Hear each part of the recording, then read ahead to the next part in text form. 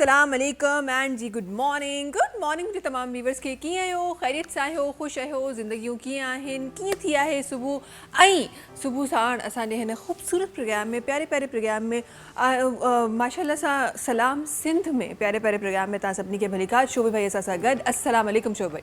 अस्सलाम वालेकुम मेरी वालेकुम बहन अस्सलाम और गुड मॉर्निंग और सलाम सिंध। सलाम सिंध। हाँ, हमारे प्रोग्राम का नाम मुझे बहुत पसंद है क्योंकि मुझे सबसे पहले जिसे कहते हैं हमें मोहब्बत है अपनी धरती, अपनी माँ से, अपनी ज़मीन से, अपने सूबे से, अपने मुल्क से।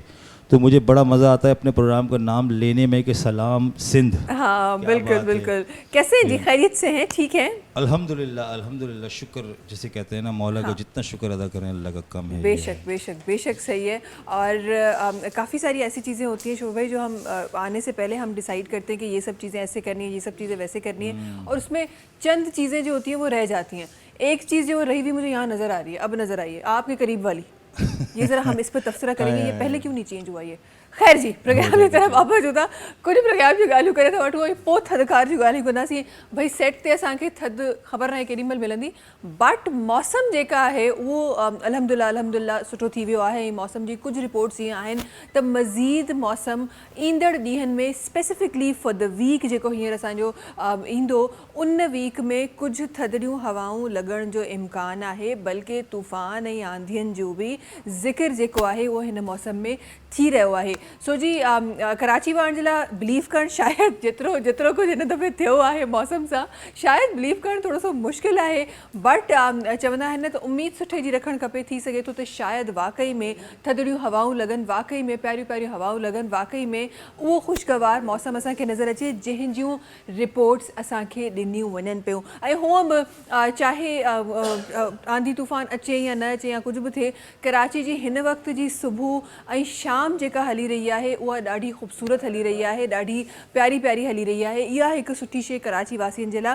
थी रही आहे। मुल्क जे डिफरेंट एरियाज़ में बारिशुनि जो मॉनसून जो जेको सिलसिलो आहे उहो बि शुरू थींदे असांखे नज़र अचे पियो। सो हर जॻह ते प्यारी प्यारी शयूं थी रहियूं आहिनि। उन सां गॾोगॾु जीअं तरीक़े सां असां कल्ह ॻाल्हि कई, सीज़ फायर जो जेको सिलसिलो हो उहो असांखे नज़र आयो, उहो बि अल्हम्दुलिल्लाह अल्हम्दुलिल्लाह अल्हम्दुलिल्लाह हींअर ताईं बरक़रार आहे। ऐं जंग बंदी जो जेको कल्ह ऐलान कयो वियो हो, जेको टाइम ॾिनो वियो हो, अल्हम्दुलिल्लाह अल्हम्दुलिल्लाह उन टाइम में अल्हम्दुलिल्लाह अल्हम्दुलिल्लाह जेको अमन अमान जी जेका सूरत हाल आहे उहा असांखे मिली। बट जेको गज़ा जो मसइलो हुओ अञा बि हिते आहे। ऐं दुआ इहा ई आहे त जेतिरो तेज़ी सां पाकिस्तान इंडिया जी कशीदगी जेका आहे उहा डोनाल्ड ट्रंप साहब जेके आहिनि उहा सही कराई, ऐं पोइ ईरान ऐं इज़राइल जे मसइले में उहे पाण उन्हनि इनिशिएटिव वरितो। ईअं ई अगरि गज़ा जे मसइले में बि इनिशिएटिव वठी छॾनि त शायदि शयूं इलाही हद ताईं बहितर थी वञनि। अच्छा जी, दुआ इन ई दुआ सां प्रोग्राम खे स्टार्ट था कयूं त जेको थिए सुठो थिए, प्यारो थिए, ख़ूबसूरत थिए, बहितर थिए तव्हांजे ऐं तव्हां मूं जहिड़नि तमामु माण्हुनि जे लाइ ॾाढो सुठो थिए। अच्छा जी, असां त हमेशह पंहिंजे सेट ते हूंदा आहियूं, असां त हमेशह पंहिंजे सेट ते डिफरेंट ॻाल्हियूं कंदा आहियूं, प्यारियूं प्यारियूं ॻाल्हियूं कंदा आहियूं, प्यारे प्यारे प्रोग्राम करण जी कोशिशि कंदा आहियूं। बट न सिर्फ़ु उहे माण्हू जेके तव्हांखे ऑन ईयर मुंहिंजे सेट ते नज़र ईंदा आहिनि, हर रोज़ तव्हां सां मुलाक़ात थींदी आहे, महिमाननि जी तव्हां सां मुलाक़ात थींदी आहे, शोभा भाई असां सां गॾु हूंदा आहिनि। सो उन न सिर्फ़ु उहे, बल्कि मुंहिंजी जेका तमामु जेका टीम आहे जेका हिन वक़्तु बैक ऑफ द कैमरा कमु करे रही आहे, उन्हनि जी बि उन खां वधीक शायदि असां जेको करे रहिया आहियूं उन खां वधीक उन्हनि जी इन्वॉल्वमेंट हूंदी आहे। असां त शो करे हलिया वेंदा आहियूं, बट उन खां पोइ नेक्स्ट शो खे प्लान करणु, उन्हनि जा गेस्ट, उन खां पोइ सेट ते असां खां पहिरीं पहुचणु, सभु कुझु करणु, इहे रिस्पॉन्सिबिलिटी मुंहिंजी टीम जी हूंदी आहे। मुंहिंजे टीम जे जेका हिकु मेंबर आहिनि सभिनी खे ॾाढा प्यारा आहिनि, ऐं हिन शो जा असिस्टेंट डायरेक्टर आहिनि, हिन शो जा कोऑर्डिनेटर आहिनि, उहे अॼु असां सां गॾु आहिनि। पर उहे अकेला कोन आहिनि, उन्हनि जी नवासी जेका आहे उहा बि आई आहे अॼु सेट ते। ऐं सभिनी खां पहिरीं उन्हनि सां मिलाईंदमि, उन खां पोइ तव्हांखे उनजे अचण जो रीज़न ॿुधाईंदमि। भई जल्दी सां असां वटि हिकु ॾाढी प्यारी सी डॉल असां सां गॾु आहे, शाइना असां सां गॾु आहिनि। जल्दी सां मां सभिनी खां पहिरीं उनखे चवंदमि, यार तुम तो इतनी अच्छी तैयार हो, फिर आगे लाइनर लगाया तुमने? अस्सलाम वालेकुम, कैसी हैं आप? ठीक हैं आप? इतनी प्यारी क्यों हैं आप? हैं शाइना, इतनी प्यारी क्यों लग रही हो? आओ ज़रा बैठो, ज़रा आओ, ज़रा बातें करते हैं, आओ बैठो ज़रा, इधर आओ इधर आओ। हाँ, अब मुझे बताओ ये इतना प्यारा कैसे तैयार हो गई हो? हैं? किसने तैयार किया? आंटी ने तैयार किया उसको। बेटा ऑन ईयर आंटी नहीं बोलते, आप ही बोलते हैं। आंटी नहीं बोलते ना उसको, मुँह पे नाराज़ हो जाएंगी। अच्छा, ये किसने पहना है ये तो बताओ। मम्मा ने पहना है? आहा, ये तो बड़ा प्यारा लग रहा है और मुझे बैग भी नज़र आ रहा है। शाइना, ये बैग कहाँ से आया है? तुम तो खूबसूरत बैग है। ये किसने पहना है बैग? ये भी मम्मा ने दिया था। अच्छा, कितने इयर्स की होने वाली है ये तो बता दो। कैंडल कितने से कितना, क्या लिखा हुआ है कैंडल पे? 9 लिखा हुआ है। 9 लिखा है। 9 ईयर्स की हो गई हो तुम? इतनी बड़ी हो गई हो तुम? 6 लिखा हुआ है। 6 ईयर्स की हो गई है शाइना। शाइना स्कूल जाती है? कौन से स्कूल जाती है शाइना? क्या पढ़ती हो वहाँ पर? और ये तो बड़ी प्यारा सा, देखो क्राउन भी पहना हुआ है। इतनी प्यारी प्यारी तैयार हो गई हो आप तो। अच्छा मुझे बताओ, आज अपने हमारे जो लोग हैं, हमारे ये जो सामने नज़र आ रहा है, ये ब्लैक ब्लैक सा कैमरा नज़र आ रहा है, इसमें बताओ आज शाइना हमारे सेट पे क्यों आई है? बताओ। आज आपकी बर्थडे? मुझे नहीं, उनको बताओ। मुझे तो पता है, उनको नहीं पता। उनको बताओ ज़रा, जो सबको बताओ। आओ आओ मेरे सामने आओ, यहाँ खड़ी हो और उनको बताओ मेरा नाम शाइना है और आज मेरी हैप्पी बर्थडे टू यू है। बताओ जल्दी से। सुनाई नहीं दे रहा, थोड़ा ज़ोर से कह रहे हैं, ज़ोर से बोल दो। और मैं 6 इयर्स की हो गई हूँ और मैं स्कूल भी जाती हूँ और मैं मम्मा को तंग भी करती हूँ सुबह स्कूल से। करती हूँ थोड़ा थोड़ा, ये तो बताओ ना। मम्मा, मैं सुबह को नहीं उठती, मम्मा को तंग करती हूँ, ऐसे करती हूँ? नहीं, खुद उठ जाती हूँ सुबह को। खुद कैसे उठ गई? मम्मा नहीं उठाती सुबह को? कभी कभार खुद उठती। ये बेटा, ये माइक टूट जाएगा हमारा जो तुम खेल रही हो, जिसके साथ आवाज़ नहीं जाएगी फिर तुम्हारी वहाँ पे। अच्छा ये बताओ, सुबह नाश्ता में क्या खाया है? क्या खाया था सुबह सुबह? क्या खाती हो? चीज़ खाती हूँ। कौन सी चीज़ खाती हूँ? कौन सी चीज़? कौन सी? किसके साथ? ले अच्छा, वो वाली चीज़। ये सुबह सुबह लेस खाती है? कोई पराठा नहीं खाती सुबह सुबह? ओहो, ये शाइना की माइक, ये क्या रखा हुआ है? शाइना का माइक रखा हुआ है पर्स में। क्या रखा हुआ है? और ये क्या रखा हुआ है? माइक रखा हुआ है भाई, हमने पर्स में माइक रखा हुआ है और ये ऑन है। आपकी इत्तला के लिए अर्ज है कि ये माइक ऑन है। चलो भाई जल्दी से शाइना की हैप्पी बर्थडे टू यू करते हैं। अच्छा ये बताओ शाइना, जो पिछली बार जब 5 इयर्स की हुई थी आप, तो बर्थडे कहाँ पे, केक कहाँ काटा था शाइना ने? ये बताओ। पिछली बार घूमने नहीं गए थे? नहीं। ये ऐसा क्यों हो गया? ये जावेद साहब क्यों हुआ ऐसा? ज़रा आपसे पूछते हैं हम बाद में ना, ब्रेक के बाद पूछेंगे। अच्छा ये बताओ कि घर पे किसने केक काटा था पिछली बार? सबने काटा था पर हम गए नहीं। हाँ हम गए, हम बाहर नहीं गए थे, हमने बस केक काटा था बस। हाँ इस बार जाएंगे घूमने। इस बार कहाँ घूमने जाएगी शाइना? मम्मा को पता है, मुझे नहीं पता। मम्मा ने सरप्राइज रखा हुआ है, मुझे नहीं पता। मम्मा ने बताया इतना था बस। ओह, मम्मा ने सरप्राइज रखा हुआ है। अच्छा ये बताओ शाइना को खाने में क्या पसंद है? मुझे खाने में मैगी पसंद है। यहाँ आज हमारी शोभे भाई, ये हमारी अब की जनरेशन, मुझे खाने में मैगी ही पसंद है। यार मैगी तो 2 मिनट्स वाला होता है, यूं बन जाता है। कोई और चीज़, कोई बिरयानी, कोई कढ़ाई, कोई सैंडविच, कोई बर्गर, कोई पिज़्ज़ा, क्या पसंद है? मैगी है भाई, हम मैगी खाते हैं। चलें भाई। अच्छा जल्दी से मैं चाहती हूँ शाइना आप हैप्पी बर्थडे टू यू कर ले, इससे पहले कि मम्मा आ जाएं बोलें कि बाहर जाना है। जल्दी से हैप्पी बर्थडे टू यू कर ले, कर लेना जल्दी से। मम्मा को घर पर है। हाँ मम्मा को घर पर है। मम्मा तो घर पर है भाई, मम्मा नहीं आ रही। हमें यहाँ पे मम्मा का खौफ नहीं है, हम यहाँ आज़ाद हैं। नाना साथ है हमारे। चलें भाई। Birthday to you, happy birthday to you. Candle blow करते हैं ना, हैप्पी इसको करो। Birthday, happy birthday Shaina. Shaina भाई, शोभे भाई। हाँ हैप्पी बर्थडे। ये कैंडल को क्या हो गया? हैप्पी बर्थडे टू यू, गाओ गाओ, हैप्पी बर्थडे टू यू, जोर से गाओ। Happy birthday, happy birthday, happy birthday Shaheena, may you have जाके बोलना, ठीक है? जाके उनको बोलना मेरा नाम शाइना नहीं है। तो समझाओ, मुझे समझ ही नहीं आ रही।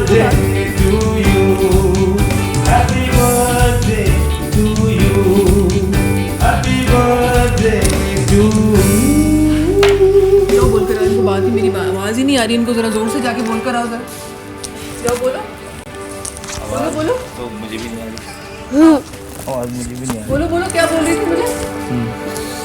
शाइना नहीं है मेरा नाम, रही। शाइना है। हाँ तो शाइना ही है ना, ये तो आप- कहा है हमने, आप सुनिएगा ना जाके। Happy birthday Shaina. जबरदस्त जबरदस्त जबरदस्त। अच्छा जी, शाइना सां गॾु सेट ते वेठी आहे ऐं जावेद साहब बि असांजे साम्हूं मौजूदु आहिनि। ऐं जावेद साहब भाई, ये केक आपको भी खाना पड़ेगा, ऐसा हो नहीं सकता। जल्दी से आ जाएं, ज़रा 1 मिनट के लिए आ जाएं। मुझे पता है आप बड़े मसरूफ़ इंसान हैं और रिस्पॉन्सिबिलिटीज़ हैं इस वक्त आपके पास, लेकिन मैं चाहती हूँ भाई जल्दी से। शाइना, ये नाना को खिलाना है आपने, ये लो जल्दी से। बेटा ये खिलौना नहीं है, माइक है हमारा, ये खिलौना नहीं है। जल्दी से ये हाँ हाँ, अच्छा भाई ठीक है भाई। शाइना असां सां गॾु आहे ऐं शाइना जेका आहे उहा 6 ईयर्स जी थी वई आहे ऐं मां कोशिशि कंदी आहियां त पंहिंजी टीम खे बि उअं ई तव्हां सभिनी सां मुतारिफ़ कराए सघां, जीअं तमामु शयूं तव्हां असांजे सेट ते ॿियूं बि ॾिसी रहिया हूंदा। ईअं ई मुंहिंजी टीम जी बि नंढियूं नंढियूं ख़ुशियूं हूंदियूं आहिनि जेके मां पंहिंजे सेट ते सेलिब्रेट करणु चाहींदी आहियां। अच्छा भाई शाइना, अब आपने क्या काम करना है? हम काम कर रहे हैं क्योंकि भाई वैसे ही सैलरी लेट आ रही है, काम नहीं करेंगे तो पता नहीं क्या होगा। ये शाइना जल्दी से ये पकड़ो और जाओ और सबको जाके सेट पे केक खिला कर आओ। जाओ भागो भागो, जल्दी से जाओ, उन सबको जाके केक खिलाओ। चलो हम अपना काम करें, शाइना अपना काम करे जाए। गिराओगी तो नहीं? ले जाओगी? चलो ठीक है, bye bye. Thank you Shaina. बिस्मिल्लाहिर्रहमानिर्रहीम। बिस्मिल्लाह भाई, यार कोई पकड़ लो इनसे और आप लोग सब केक खा लें। अच्छा जी, ये नंढियूं नंढियूं सी ख़ुशियूं आहिनि जेके सेलिब्रेट करण सां मूंखे लॻे थो वधीक प्यार जेको आहे उहो असां सभिनी में वधंदो आहे। वधीक प्यारियूं शयूं जेके आहिनि उहे दिलनि में वधीक तरीक़े सां शाइन करे रही हूंदियूं आहिनि। शोभी भाई, तव्हांजी तरफ़ ईंदासीं ऐं प्रोग्राम खे जीअं हर रोज़ ॾाढो ख़ूबसूरत शोभी भाई जी आवाज़ सां कंदा आहियूं, उअं ई शोभी भाई करण जी कोशिशि कयूं था। क्या शामिल हो रहा है शोभी भाई? बहुत ज़बरदस्त कलाम है मौला हुसैन का, क्योंकि क़याम के दिन है, कल महफूज है, यानी कि मुहर्रम का चाँद है, मुहर्रम हरम का। शास्त हुसैन दीपनास्त हुसैन सरदार दर नादा दस्त यजीद हक्का के बिना ला इला अस्तु हुसैन।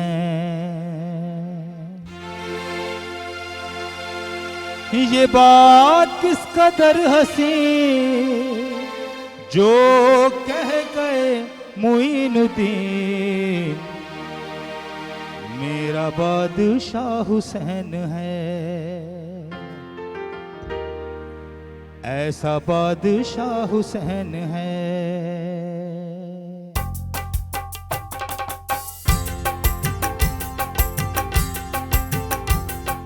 मेरा बादशाह हुसैन है, ऐसा बादशाह हुसैन है। ये बात किस कदर हंसी जो कह गए मुईनुद्दीन,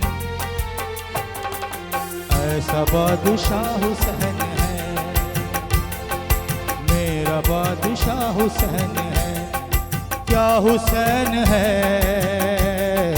मेरा बादशाह हुसैन है।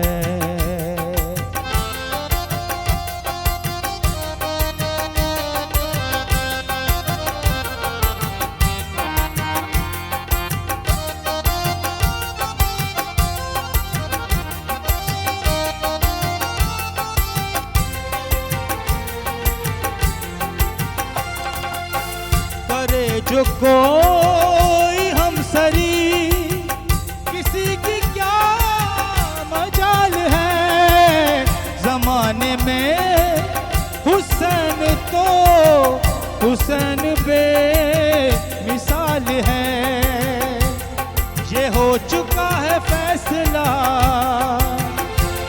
ये हो चुका है फैसला, ना कोई दूसरा हुसैन, कोई दूसरा हुसैन है।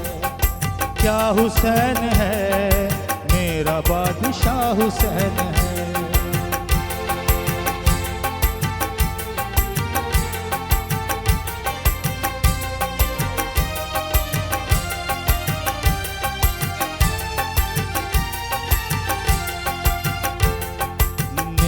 बादशाह हुसैन है, क्या हुसैन है, मेरा बादशाह हुसैन है।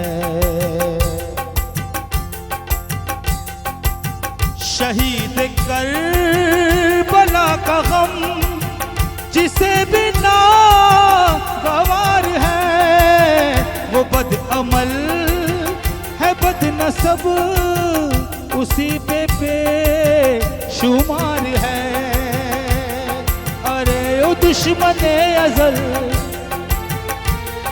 अरे ओ दुश्मने अज़ल, तू मर जरा कब्र में चल,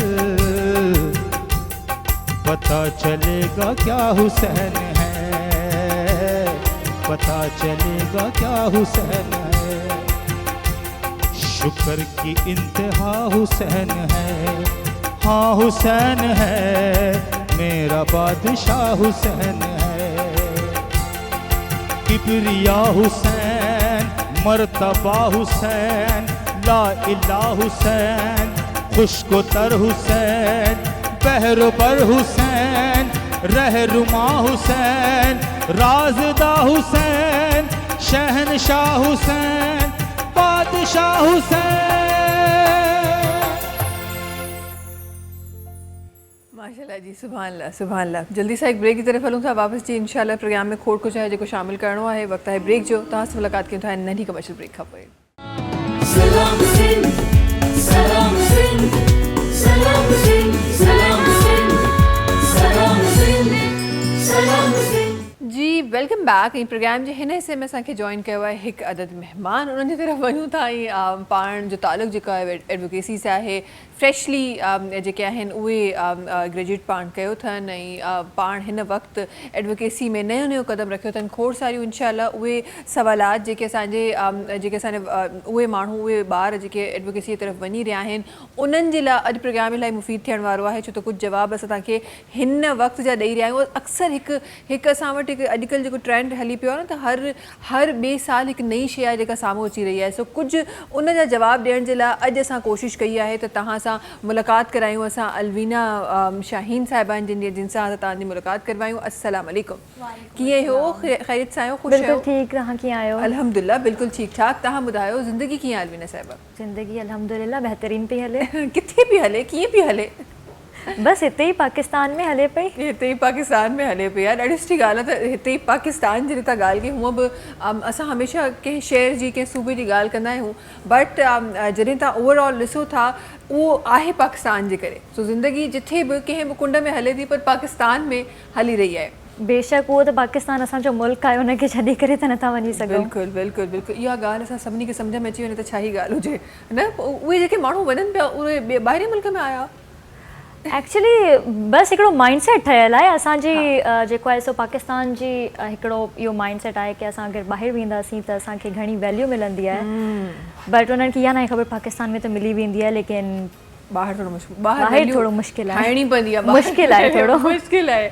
बट आई गेस ही तव्हां ॿाहिरि वञी रहो ठीकु आहे, हिकु बहितर ज़िंदगी जी ख़्वाहिश आई गेस हर माण्हू खे हूंदी आहे, हर माण्हू जो हक़ बि आहे। ठीकु आहे, तव्हां ॿाहिरि वञी रहो या पंहिंजे मुल्क में रहो पर हिकु शइ त पंहिंजी जॻह सां कॾहिं बेवफ़ाई न कयो। मुंहिंजो हमेशह इहो ईमान आहे तव्हां चाहे दुनिया में वञी रहो का ॻाल्हि कोन्हे। हर माण्हू जो चवंदा आहिनि कुझु माण्हू चाहींदा आहिनि त असां ॻोठ में रहूं, कुझु माण्हू चाहींदा आहिनि त असां शहर में रहूं, त कुझु माण्हू अगरि ॿियो किथे बि वञी रहणु चाहिनि था बेशक वञो पर पंहिंजे मुल्क सां हमेशह सचाई कयो। इन ॿिनि लफ़्ज़नि में खोड़ सारी डीप मीनिंग आहे। अगरि तव्हां सोचणु चाहींदो पंहिंजे मुल्क सां मोहबत कंदो त शायदि तव्हांखे उन जे बारे में ख़बर पइजी सघे। अच्छा, सभिनी खां पहिरीं मां ईंदमि ऐं सभिनी खां पहिरीं तव्हां खां ज़रूरु इहो ॼाणणु चाहींदमि त एडवोकेसी जी तरफ़ कीअं अचणु थियो, कीअं सोचो त मूंखे हिन तरफ़ वञिणो आहे? दरअसल मुंहिंजो जेको तालुक़ु आहे उहो आहे हिकिड़े अहिड़े एरिया सां कश्मीर सां। सो मतिलबु काफ़ी सारियूं ॻाल्हियूं आहिनि, कुझु कूड़ियूं कुझु सचियूं, हाणे हुन जे बारे में डिस्कस न कंदासीं। लेकिन उन एरिया में प्रॉब्लम इहा आहे की लॉ एंड ऑर्डर जो थोरो प्रॉब्लम आहे एंड उहो जस्ट उन एरिया में न उहो अनफॉर्चुनेटली असांजी बदकिस्मती आहे त असांजे पूरे मुल्क में काफ़ी सारा अहिड़ा एरियाज़ आहिनि जिथे हिकिड़ो लॉ एंड ऑर्डर जो प्रॉब्लम आहे। नाउ लॉ एंड ऑर्डर जो त प्रॉब्लम आहे लेकिन उन लॉ एंड ऑर्डर जे लाइ कुझु अदालतूं ठाहियूं वयूं आहिनि जेके उन्हनि इदारनि खे अकाउंटेबल ठहिराईंदियूं आहिनि for that law and order. ऐं उन्हनि अदालतनि में वञण जे लाइ तव्हांखे हिकिड़ी रिप्रेज़ेंटेशन खपंदी आहे जेका हूंदो आहे लॉयर। हाँ। नाउ द प्रॉब्लम इज़ कि असांजे माण्हुनि में एतिरी अवेयरनेस ना आहे या पोइ वरी असांजो सिस्टम एतिरो माशाल्लाह करप्ट थी चुको आहे कि माण्हुनि खे अदालतनि खां ख़ौफ़ अचणु लॻो आहे। माण्हू अदालतनि जी जॻह उहे माण्हू नाइंसाफ़ी बर्दाश्त था करनि लेकिन हू पंहिंजे हक़ जे लाइ नथा विढ़नि। त मुंहिंजो मोटिव इहो हुयो कि असां उन तरफ़ वञी करे उन फील्ड में वञी करे माण्हुनि खे इहो ॿुधायूं कि हमेशह हर जॻह ते हिकिड़ी नेगेटिव शइ न ई हूंदी, पॉज़िटिविटी बि हूंदी आहे। सही सही सही। सो इन करे लॉ जी तरफ़ वञणु थियो।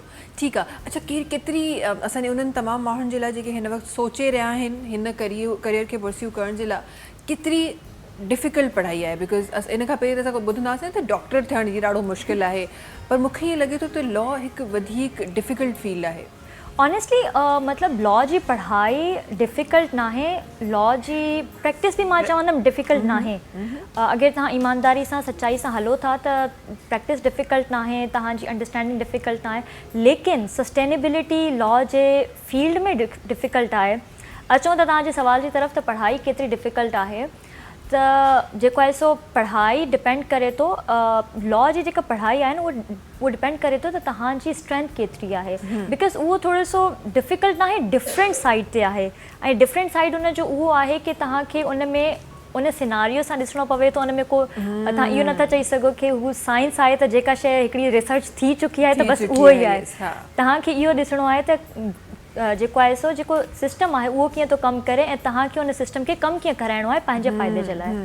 सही। अच्छा हीअ जेको छो त एजुकेशन जी ॻाल्हि थी वई आहे त मां इहा ॻाल्हि बि ज़रूरु रखणु चाहींदमि त असां वटि तमामु शयुनि में एडवांसमेंट अची वई आहे, शयूं डिफरेंट आहिनि ऐं ज़ाहिर हाणे उहा किताबी शइ रही कोन त जेको किताब में रखियलु हुजे साम्हूं तव्हांखे उहा ई शइ नज़र अचे। असां जॾहिं बि असां सिलेबस जी ॻाल्हि कंदा आहियूं त हमेशह तमामु एजुकेशनिस्ट इहो चवणु हूंदो आहे त असांखे एतिरो एडवांस सिलेबस असांजो अञा बि न आहे जेतिरो हुजणु खपे। छा प्रैक्टिकल जेका प्रैक्टिस आहे लॉ जी उहा ऐं लॉ जी उहा पढ़ाई जेका ब्लैक एंड वाइट में मौजूदु आहे उन में केतिरो गैप ॾिठो आहे तव्हां? ॾिसो जिथे ॻाल्हि अचे थी लॉ जी पढ़ाई में या पोइ वरी यूनिवर्सिटीज़ में तव्हांजी एजुकेशन जी एडवांसमेंट में, त उहा एडवांसमेंट इन हिसाब सां न आहे कि तव्हां पंहिंजूं बुक्स चेंज करे छॾियो। जेको मुंहिंजे हिसाब सां तव्हांजी एडवांसमेंट हिकिड़ी ईंदी आहे तव्हांजे बिल्कुलु इनिशियल स्टेजिस खां, जिथां खां असां स्कूल शुरू कंदा आहियूं।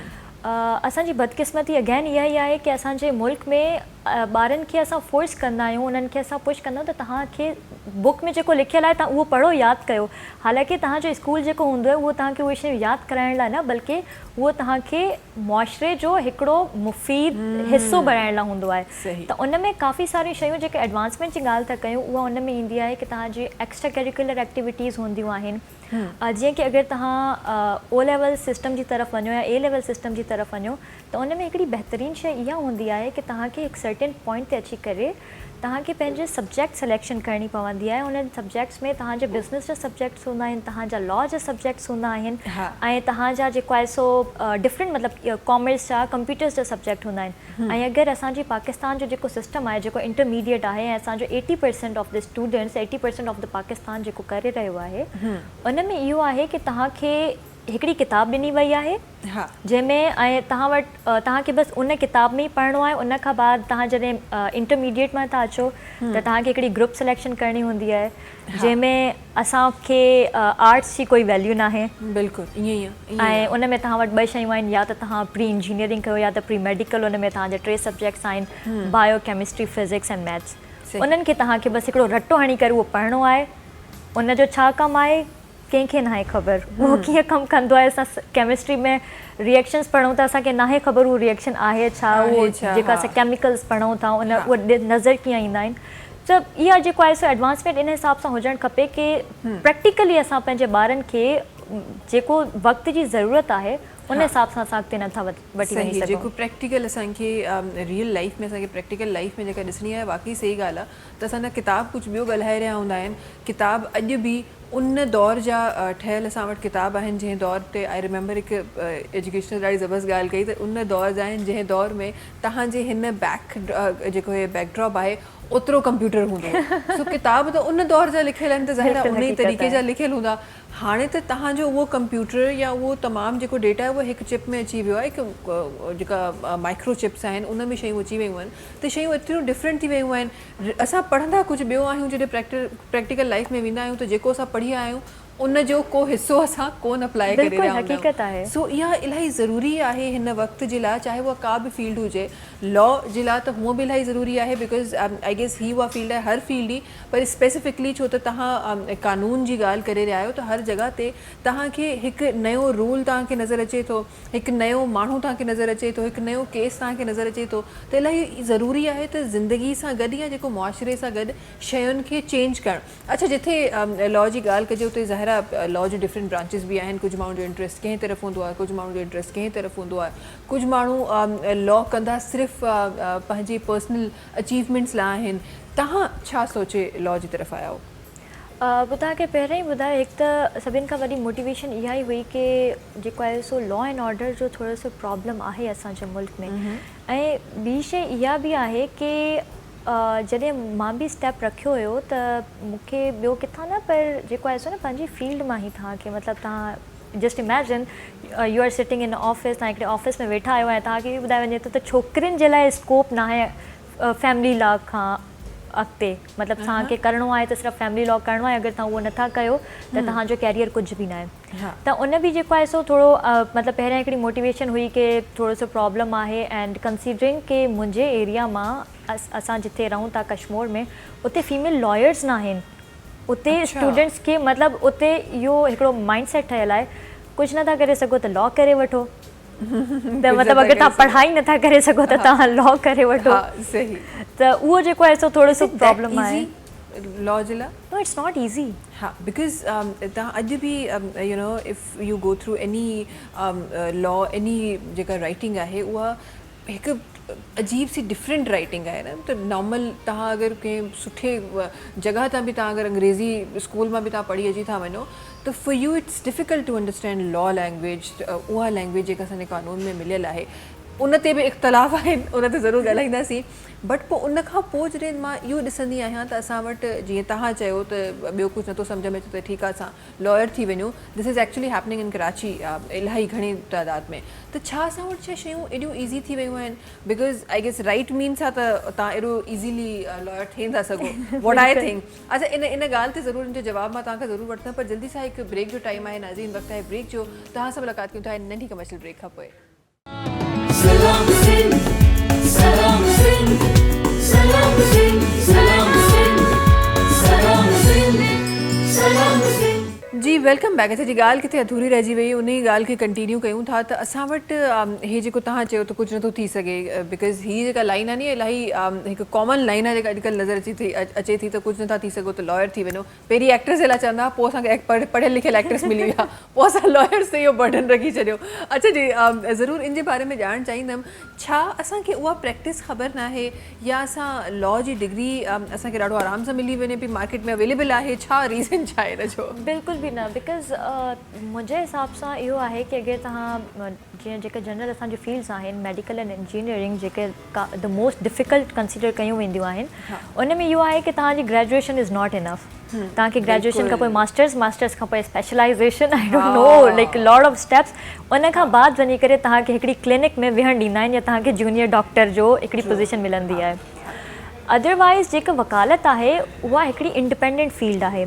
इंडिपेंडेंट फील्ड उहा इन हिसाब सां आहे की मां पंहिंजी डिग्री कंप्लीट कई, मूंखे 6 महीना जेको बाय लॉ आहे उहो कंहिं सीनियर सां प्रैक्टिस करणी आहे। सीनियर सां प्रैक्टिस करण खां बाद जेको आहे सो उन्हनि 6 महीननि खां बाद मूंखे मुंहिंजो लाइसेंस मिली वेंदो आहे ऐं मां इंडिपेंडेंटली प्रैक्टिस करे सघां थी बाय लॉ। सही। So that depends on me कि मां केतिरा केसिस खणा थी, कहिड़ा केसिस खणा थी, केतिरो कमायां थी, उहा सेकेंडरी शइ अचे थी। पर मूंखे हिकिड़ी सिक्योर पोजीशन मूं वटि आहे कि मां कोर्ट में वञी करे बीह रहां and I can have a case and I can earn, I can do my work. मूंखे कंहिं नौकरी जी ज़रूरत न आहे। यस, exactly. But even in 6 months you can do your internships, you can do unpaid internships. Law जी field में काफ़ी easy आहिनि। तव्हां कंहिं बि लॉयर सां जेको आहे सो वञी करे अटैच थियो and if you are brilliant त तव्हां सुठे खां सुठी फर्म में बि वञी सघो था। So it works that way. लेकिन इंजीनियरिंग ऐं मेडिकल में तव्हांखे सर्टेन टेस्ट, सर्टेन स्क्रूटनी खां गुज़री वञिणो पवंदो आहे एंड तॾहिं वञी करे तव्हांखे को जेको आहे सो मिलंदी आहे। सही। अच्छा, वॉट यू थिंक अलवीना, त असां जॾहिं जिथे तव्हां चयो पिया त डिफरेंट स्टेप्स खां पोइ ऑब्वियसली ख़बर न आहे छो मूंखे मेडिकल फील्ड हमेशह खे इलाही ईज़ी लॻी आहे। I don't know, some how मूंखे शायदि मैथ साइंस सां घणी मोहबत अच्छा थी वई, इन छा में थी मां वियो? हिकिड़ो ऐड करणु चाहींदमि, मुंहिंजियूं ॿ सिस्टर्स आहिनि, they belong to the medical field, so we three were असां टे जेको आहे सो असां यूनिवर्सिटी लेवल ते हुयासीं। जॾहिं मां सॼी राति पढ़ंदी हुयसि ऐं मां मतिलबु सुबुह जो 8 बजे निकिरंदी हुयसि घरां ऐं राति जो 12 बजे अचां थी, पोइ बि मां फाइल्स खोले करे या बुक्स खोले करे पढ़ां थी एंड हू आराम थियूं करनि एंड पोइ उहे चवंदियूं हुयूं कि मेडिकल लुक ही आहे। पोइ उहे चवंदियूं मेडिकल त तूं इन करे न कई कि डिफिकल्ट हुई, ही छा आहे? ही छा आहे? So you know that's the difference I am talking about. त उहा जेका शइ आहे, हा जिन खे सम्झ में अची वञे थी शायदि उन्हनि जे लाइ ॾाढी ईज़ी आहे, but you have to work very hard to get that point ते तव्हां कंहिं बि बिकॉज कॾहिं तव्हां कंहिंजी ज़िंदगी जो फ़ैसिलो करे रहिया आहियो, कॾहिं तव्हां कंहिं ॿिए शइ जो फ़ैसिलो करे रहिया आहियो, so you have to be that strong. ऐं मेडिकल में त जीअं तव्हां चयो त असां वटि टाइम इलाही हूंदो आहे ऐं पोइ जेका प्रैक्टिस हूंदी आहे उन जो टाइम एतिरो हूंदो आहे, तव्हां एतिरनि पेशेंट्स खे ॾिसंदा आहियो जो तव्हां एक्सपीरियंस थी वेंदा आहियो। असां छो इन डीप में वञूं, असां अॻियां वधूं था, असां पंहिंजी ॻाल्हियुनि खे कंटिन्यू कयो था। अच्छा जॾहिं ज़ाहिर आहे तव्हां जॾहिं एज़ अ स्टूडेंट कमु कंदा आहियो त तव्हांखे जेके ॻाल्हियूं ॿुधाई वेंदियूं आहिनि तव्हांखे सिर्फ़ु उहे ख़बर हूंदियूं आहिनि, बट तव्हां जो त प्रैक्टिस में अची रहिया आहियो त वॉट डिफरेंस तव्हांखे नज़र आयो आहे उन्हनि ॿिनि जॻहियुनि ते? त असांजो हिकिड़ो क्लास रूम आहे where the instructor is telling something else, ऐं तव्हां जॾहिं प्रैक्टिकली आयो त छा सभिनी खां मेजर डिफरेंस नज़र आयो? ॾिसो जेको असांजी क्लास में असांखे शुरू कंदा आहिनि कि लॉ छा आहे ऐं कहिड़ा कहिड़ा लॉज आहिनि, लॉ जूं किताबूं कहिड़ियूं आहिनि ऐं सभिनि खां इम्पॉर्टेंट शइ कि लॉ अप्लाई कीअं थींदो। एंड असांखे इहो ॿुधायो वेंदो आहे कि इहा शइ अगरि तव्हांखे न आई त तव्हां जेको आहे सो लॉ न करे सघंदव, लेकिन हक़ीक़त में अहिड़ो कुझु बि न आहे। हक़ीक़त इहा आहे कि तव्हांखे सभिनि खां पहिरीं शइ जेका सिखणी हूंदी आहे उहा हूंदी आहे त तव्हांखे कोर्ट में सर्वाइव कीअं करिणो आहे। तव्हांखे पब्लिक डीलिंग अचणु खपे। जॾहिं तव्हां वटि क्लाइंट ई न हूंदो त तव्हां वटि केस न हूंदो त लॉ कीअं अप्लाई कंदव। सभिनि खां पहिरियां तव्हांखे इहा शइ अचणु खपे, उन खां बाद तव्हांखे जेको आहे सो हिकिड़ो प्रोसीजर हूंदो आहे कोर्ट जो, उहो तव्हांखे ख़बर हुजणु खपे।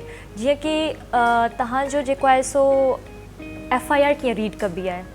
Now FIR seems to be a very common thing, या हिकिड़ी चऊं त इलाही सिंपल सी शइ आहे, कुझु बि न आहे, सिर्फ़ु उते लिखियलु आहे त हीउ वाक़ियो थियो, लेकिन उनखे पढ़णो कहिड़े तरीक़े सां, उन मां कीअं लूप होल्स कढणा आहिनि, त उहो जेको आहे सो तव्हांखे पढ़णु, उहो तव्हांखे कॾहिं बि तव्हांजे लॉ स्कूल न सेखारींदो, तव्हांखे उहा शइ जेको आहे सो वञी करे ख़बर पवंदी।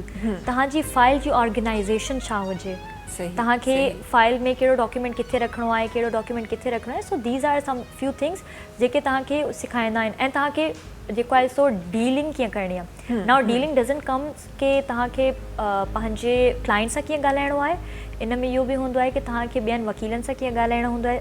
बाज़ दफ़ा ईअं हूंदो आहे कि हिकिड़े केस में वकील मूंसां गॾु आहे, ॿिए केस में हू मुंहिंजे ख़िलाफ़ु बीठो आहे, त तव्हांखे उन जेको हिकिड़ो पूरो सिनारियो हूंदो आहे उनखे कहिड़े तरीक़े सां हैंडल करिणो आहे कि कोर्ट रूम में तव्हां हिक ॿिए जे ख़िलाफ़ु आहियो, लेकिन कोर्ट रूम खां निकिरंदे ई तव्हांखे गॾु वेही करे चांहि पीणी आहे, त तव्हांखे उहा शइ जेको आहे सो मैनेज करणी हूंदी आहे, पर्सनली इन्वॉल्व न थियणो हूंदो। त इहा कुझु शयूं हूंदियूं आहिनि जेके तव्हांखे प्रैक्टिकल लाइफ सेखारींदी आहे। सही सो इहा प्रैक्टिस जेका आहे इहा तव्हांखे कॾहिं बि क्लासरूम में न मिलंदी। ऑब्वियसली जॾहिं तव्हां प्रैक्टिकली शयूं स्टार्ट कंदो तॾहिं तव्हांखे इहे शयूं नज़र ईंदियूं। अच्छा, छो त हींअर काफ़ी सारा स्टूडेंट्स तव्हांखे अलवीना ॾिसी रहिया हूंदा, त तव्हांजे थ्रू मां ज़रूरु उहे बि शयूं शामिलु करणु चाहींदमि त उहे कहिड़ा ॿार आहिनि जेके उन बारे में न सोचनि त असां लॉ कयूं, ऐं कहिड़ा ॿार आहिनि जिन खे उन तरफ़ अचणु खपे। Because we have the other system also, त असांजा माइट करे कंहिंजे करे असां ते इम्पोज़ कयो वेंदो आहे फ़ैसिलो। सो किन ॿारनि जे लाइ law is good for such student ऐं law is not good for other students? ॾिसो लॉ में जेको आहे सो पहिरियां असां इहो चऊं था त लॉ जी फील्ड वास्ट आहे। उन में सिर्फ़ु सभिनि फील्ड्स जी तरह हिकिड़ो डिपार्टमेंट न आहे। इन में सिर्फ़ु इहो न आहे वकालत जेके चाहे त असां लिटिगेशन चवंदा आहियूं उनखे, लिटिगेशन सिर्फ़ु हिकिड़ो उनजो पार्ट आहे, हिकिड़ो उनजो एरिया आहे। लिटिगेशन जे अंदरि वरी ॿियूं डिफरेंट शयूं ईंदियूं आहिनि, जीअं क्रिमिनल लिटिगेशन अची वई, सिविल लिटिगेशन अची वई, तव्हांजी बैंकिंग लिटिगेशन अची वई, उहा हिकिड़ो लिटिगेशन जो पार्ट आहे। लिटिगेशन सां हटके करे असांखे कॉर्पोरेट सेक्टर मिलंदो आहे, कॉर्पोरेट खां हटके करे असांखे टैक्सेशन हूंदो आहे, उनमें हिकिड़ी अलॻि तरह जी लिटिगेशन जेको आहे सो ईंदी आहे। त उहो जेको सॼो हूंदो आहे उन खां बाद वरी हाणे असां अचूं था त ॿारनि खे कहिड़ी तरीक़े सां चूज़ करणु खपे। मुंहिंजे हिसाब सां हर तरह जो स्टूडेंट जेको आहे उहो लॉ करे सघे थो, लेकिन स्पेसिफिकली असांजो वकालत जॾहिं ॿुधंदा आहियूं त असांजे माइंड में ईंदो आहे त वकालत आहे त तव्हांखे कोट पाए करे कोर्ट में बीहणो आहे। हा, अगरि हा। तव्हां उहा शइ कंसीडर था कयो त तव्हांखे उहो माण्हू थियणो पवंदो जंहिंखे एडवेंचर्स करणु इलाही पसंदि आहिनि, जेको सुकून सां नथो वेही सघे, ओ सही। जंहिंखे माण्हुनि सां ॻाल्हाइणु पसंदि आहे, ॿाहिरि निकिरणु ऐं सोशलाइज़ करणु पसंदि आहे, ऐं जेको हिकु दफ़ो फ़ैसिलो करे वठे त पंहिंजे फ़ैसिले ते अटल रहे। हा। छो त लॉ जी तव्हांजी जेका फील्ड आहे उन जी टाइमिंग्स ई तव्हांजी एतिरी हार्ड हूंदियूं आहिनि कि मॉर्निंग टू नाइट, समटाइम्स त तव्हांजो 2-2 3-3 ॾींहं तव्हां सुम्ही न आहियो सघंदा, ऐं दैट इज़ बिकॉज़ कि तव्हांजो उहो जेको आहे न फ़ैसिलो बिल्कुलु अटल हूंदो त तव्हां उहा शइ करे सघंदो, otherwise you won't be able to do that. अगरि तव्हांखे कॉर्पोरेट सेक्टर में वञिणो आहे त तव्हां जेको आहे सो उन हिसाब सां पोइ जेको आहे सो पंहिंजो लॉ कयो, ऐं लॉ खां बाद तव्हां कंहिं बि कंपनी जे कंपनीज़ डिफरेंट हूंदियूं आहिनि, उन्हनि में कॉर्पोरेट सेक्टर्स हूंदा आहिनि जंहिंमें तव्हां सुकून सां वञी करे आराम सां हिकिड़े सोफ़े ते वेही करे टेबल तव्हां वटि हूंदी, तव्हां बसि फाइल्स ॾिसी करे उनखे प्रूफ रीड करिणो आहे। सही सही। अच्छा, हीअ ॾाढो ख़ूबसूरत तरीक़े सां तव्हां असांजे नाज़रीन खे ॿुधायो आहे, जंहिं तरीक़े सां तव्हां चई रहिया आहियो त तव्हां सोशलाइज़ जेको आहे करे सघो तॾहिं वञो। त आई वाज़ थिंकिंग असांजा ॿार अॼुकल्ह सोशलाइज़ कनि था, they are only social media, socialisation that's happening only on social media. That's the problem. असांजी जेका जनरेशन आहे उहो थोरो सो असांजी बि ग़लती आहे कि असां जेको आहे सो कुझु अहिड़ियूं रिस्ट्रिक्शन्स पेरेंट्स जी तरफ़ खां बि अची रहंदियूं आहिनि कि पेरेंट्स जेको आहे सो पंहिंजा पर्सनल ग्रजिस अक्सर ॿारनि ते इम्पोज़ करे छॾींदा आहिनि। जस्ट लाइक मुंहिंजे घर में त इहो हुयो कि मुंहिंजे पेरेंट्स चयो कि अगरि को असांजो बि दुश्मन आहे त तव्हांखे हुननि सां सुठे तरीक़े सां पेश अचिणो आहे। बिल्कुलु। ऐं इहो कल्चर जेको आहे सो अनफॉर्चुनेटली आहिस्ता आहिस्ता ख़तमु थींदो थो वञे, त इहा हिकिड़ी शइ उन तरफ़ खां बि अचे थी। ऐं ॿियो इहो कि असांजे पंहिंजे पेरेंट्स, जीअं असां घर में ई ॾिसूं था कि अॼुकल्ह माशाल्लाह जेको आहे सो ॿई पेरेंट्स तव्हांजा वर्किंग आहिनि ऐं एतिरी फास्ट पेस्ड लाइफ थी चुकी आहे कि तव्हां अक्सर पंहिंजे पार्टनर लाइ या पंहिंजे ॿारनि लाइ टाइम नथा कढी सघो। त तव्हां हिकिड़े आइसोलेटेड एनवायरमेंट में जॾहिं शुरू खां वठी तव्हांजो ॿार ऐं तव्हां रहंदा अचो था, घर में तव्हांजे 2 ॿार आहिनि, तव्हां हस्बैंड एंड वाइफ आहियो, त उहो हिकिड़ो एनवायरमेंट में तव्हां रहंदा था अचो त पर उहा आइसोलेशन में ॿारनि खे आदत थी वञे ऐं ॿिनि माण्हुनि जो अचणु उन्हनि खे डिस्टर्ब थो करे। सही सही। अच्छा जी, अलवीना, छो त तव्हांखे ज़ाहिर ॿियूं तव्हांजी एक्टिविटीज़ आहिनि जॾहिं तव्हांखे वञिणो आहे ऐं वक़्तु बि असां वटि घटि आहे, त आख़िरी शइ जेका मां पंहिंजे प्रोग्राम में तव्हांजी तरफ़ां शामिलु करणु चाहियां थी, दैट इज़ तव्हां पंहिंजे लाइफ जो जेको तव्हांजी स्टडीज़ जो जेको एक्सपीरियंस आहे उहो बि ओवरऑल जेको तव्हां ऑब्ज़र्व कयो आहे उन जे हिसाब सां बि what is the positive and negative aspect ज़िंदगी ते लॉ सिलेक्ट करण जो? ॾिसो, लॉ सिलेक्ट करण जा बीइंग अ गर्ल त मूंखे थोरो सो डिसएडवांटेज थियो एट द स्टार्ट, बिकॉज़ तव्हांजे लाइ तव्हांखे सभिनि खां पहिरीं शइ त इहा हूंदी आहे कि तव्हांखे हिकिड़ी सेफ प्लेस मिले, which is very difficult in law. हा, बिकॉज़ उते अक्सर ईअं हूंदो आहे कि मां अगरि कंहिंजे ऑफिस में वञा बि थी, so I do not have a proper record कि मां उन जी एम्प्लॉई आहियां। इहो unfortunately most of the law firms जो हिकिड़ो प्रैक्टिस आहे, उहो इन तरीक़े सां प्रैक्टिस कंदियूं आहिनि कि अच्छा तव्हां अची वियो, कल्ह खां जॉइन कजो and we are good to go. So you do not have a proper forum to file a complain about this कि अगरि तव्हां सां कोई बि प्रॉब्लम थिए थी। And why is that? Because जेको मूंखे एम्प्लॉयमेंट जो लॉ नज़र अचे थो, you are talking about lawyers, त असां वटि जॾहिं एम्प्लॉयमेंट जो जेको असांखे नज़र अचे थो उते ई असांखे इहो गाइड कयो वञे थो, त you have to sign an agreement, उन खां पोइ वञिणो आहे। पर हिते असां लॉयर्स जी ॻाल्हि करे रहिया आहियूं, लॉयर बिना कंहिं रिटन एग्रीमेंट जे वञी रहिया आहिनि। बिकॉज़ इहो आहे त लॉ खे हिकिड़ो इंडिपेंडेंट फील्ड कंसीडर कयो वेंदो आहे ऐं उन में अॻिते अची करे इहो थींदो आहे कि अच्छा मां फ़िलहालु हिकिड़े सीनियर जा 2 केसिस ॾिठा आहिनि, I am good at it, मूंखे कमु सम्झ अची वियो, 3 केस मूं पंहिंजो वठी सघां थी। But if I am under some employment, मां उन्हनि जे ऑफिस में वेही करे पंहिंजो पर्सनल कमु कीअं कयां? त एम्प्लॉयर्स खे काफ़ी दफ़ा इहे इशूज़ हूंदा आहिनि। सो इन ई करे जेका एम्प्लॉइज़ हूंदा आहिनि उहे बि इहो प्रिफर कंदा आहिनि कि अच्छा असांखे कॉन्ट्रैक्ट ना ई हुजे त बहितर आहे, बिकॉज़ असांखे बहितर अपॉर्चुनिटी मिली वई, असांजे लाइ मूव करणु ईज़ी हूंदो। हा, छो त लॉ जो जेको प्रोसेस आहे न उहो ऑन गोइंग आहे। तव्हांजा केसिस हलनि था हिकिड़े लॉ फर्म जे नाले सां, त उन्हनि खे पूरो जो पूरो तव्हांखे पंहिंजो बर्डन शिफ्ट करणु to another firm is very difficult. सही सही। सो तव्हांखे जेको आहे सो तव्हां बि प्रिफर कंदा आहियो कि अगरि इहा शइ नाहे त असां ईज़िली मूव करे सघूं था। So that is like personal decision ना, otherwise the law exactly. त तव्हांजे लाइ उन हिसाब सां तव्हांजे लाइ सिक्योरेंस ॾे थो employment लॉ जो त तमामु सिक्योरेंस शइ- ॾे थो बट इट्स लाइक के मतिलबु तव्हां वटि हिकिड़ो प्रॉपर रिकॉर्ड न आहे तव्हांखे मतिलबु एम्प्लॉई जी तव्हांखे एक्चुअल ख़बर न आहे अलॉट ऑफ टाइम्स त इहो बि हूंदो आहे की तव्हां जॾहिं एम्प्लॉयर ॾे वेंदा आहियो त तव्हांखे एम्प्लॉयर इहो ई न आहे ॿुधाईंदो की तव्हांजी सैलरी छा आहे हा अच्छा I mean that is the sad reality हा असांजे वीचारा जेके लॉयर्स आहिनि जेके न्यू कमर्स आहिनि मतिलबु उहे हार्डली 15 to 20K उन्हनि खे मंथली पे मिलंदी आहे रियली यस इहो त असांजो जेको गवर्नमेंट जो अनाउंस थियल आहे उहो बजट बि न आहे बिल्कुलु इज़ बि न ऑल्सो आहे। 30 समथिंग आई गेस बिल्कुल भी ना and that is the reason who employment agreement भी साइन ना कंदा बिकॉज यू नो 10 to 15 यार असांजी आवाम सां जेका नाइंसाफ़ी एम्प्लॉयमेंट थी रही आहे असां सम्झी सघूं था बिकॉज असांजे लॉयर सां बि थी रही आहे रुॻो असांजी आम आवाम सां न थी रही आहे ख़ैर जी असांजी दुआ आहे त तव्हां जंहिं फील्ड में क़दम रखियो आहे तव्हां हुन में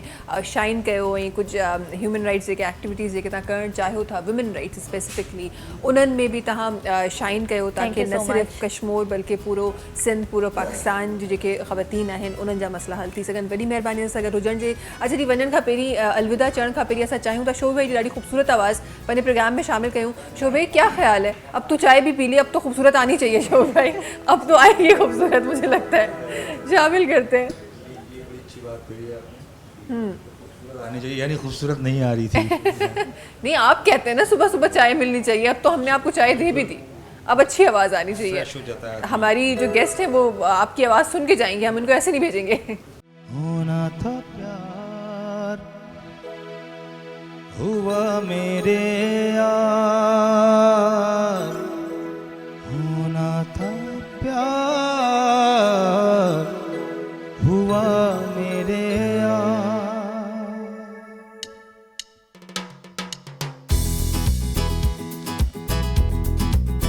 ये गाना तो आप भी मेरे साथ गा सकते हैं ये मेरे पास मैं यहीं से आपको आवाज़ दे देती हूँ भाई कोई मसला नहीं है होना था प्यार हुआ मेरे यार होना था प्यार आए नजर शहरे हजार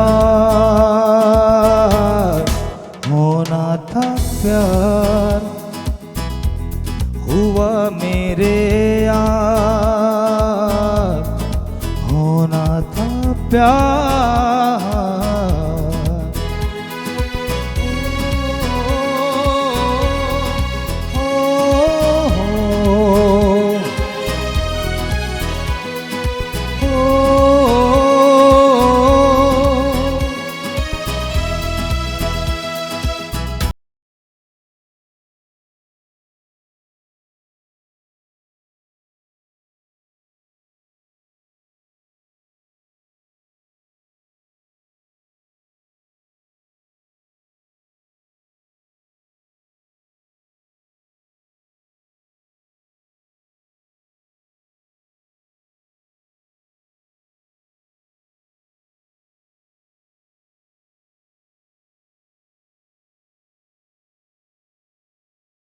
हुआ मेरे यार होना था प्यार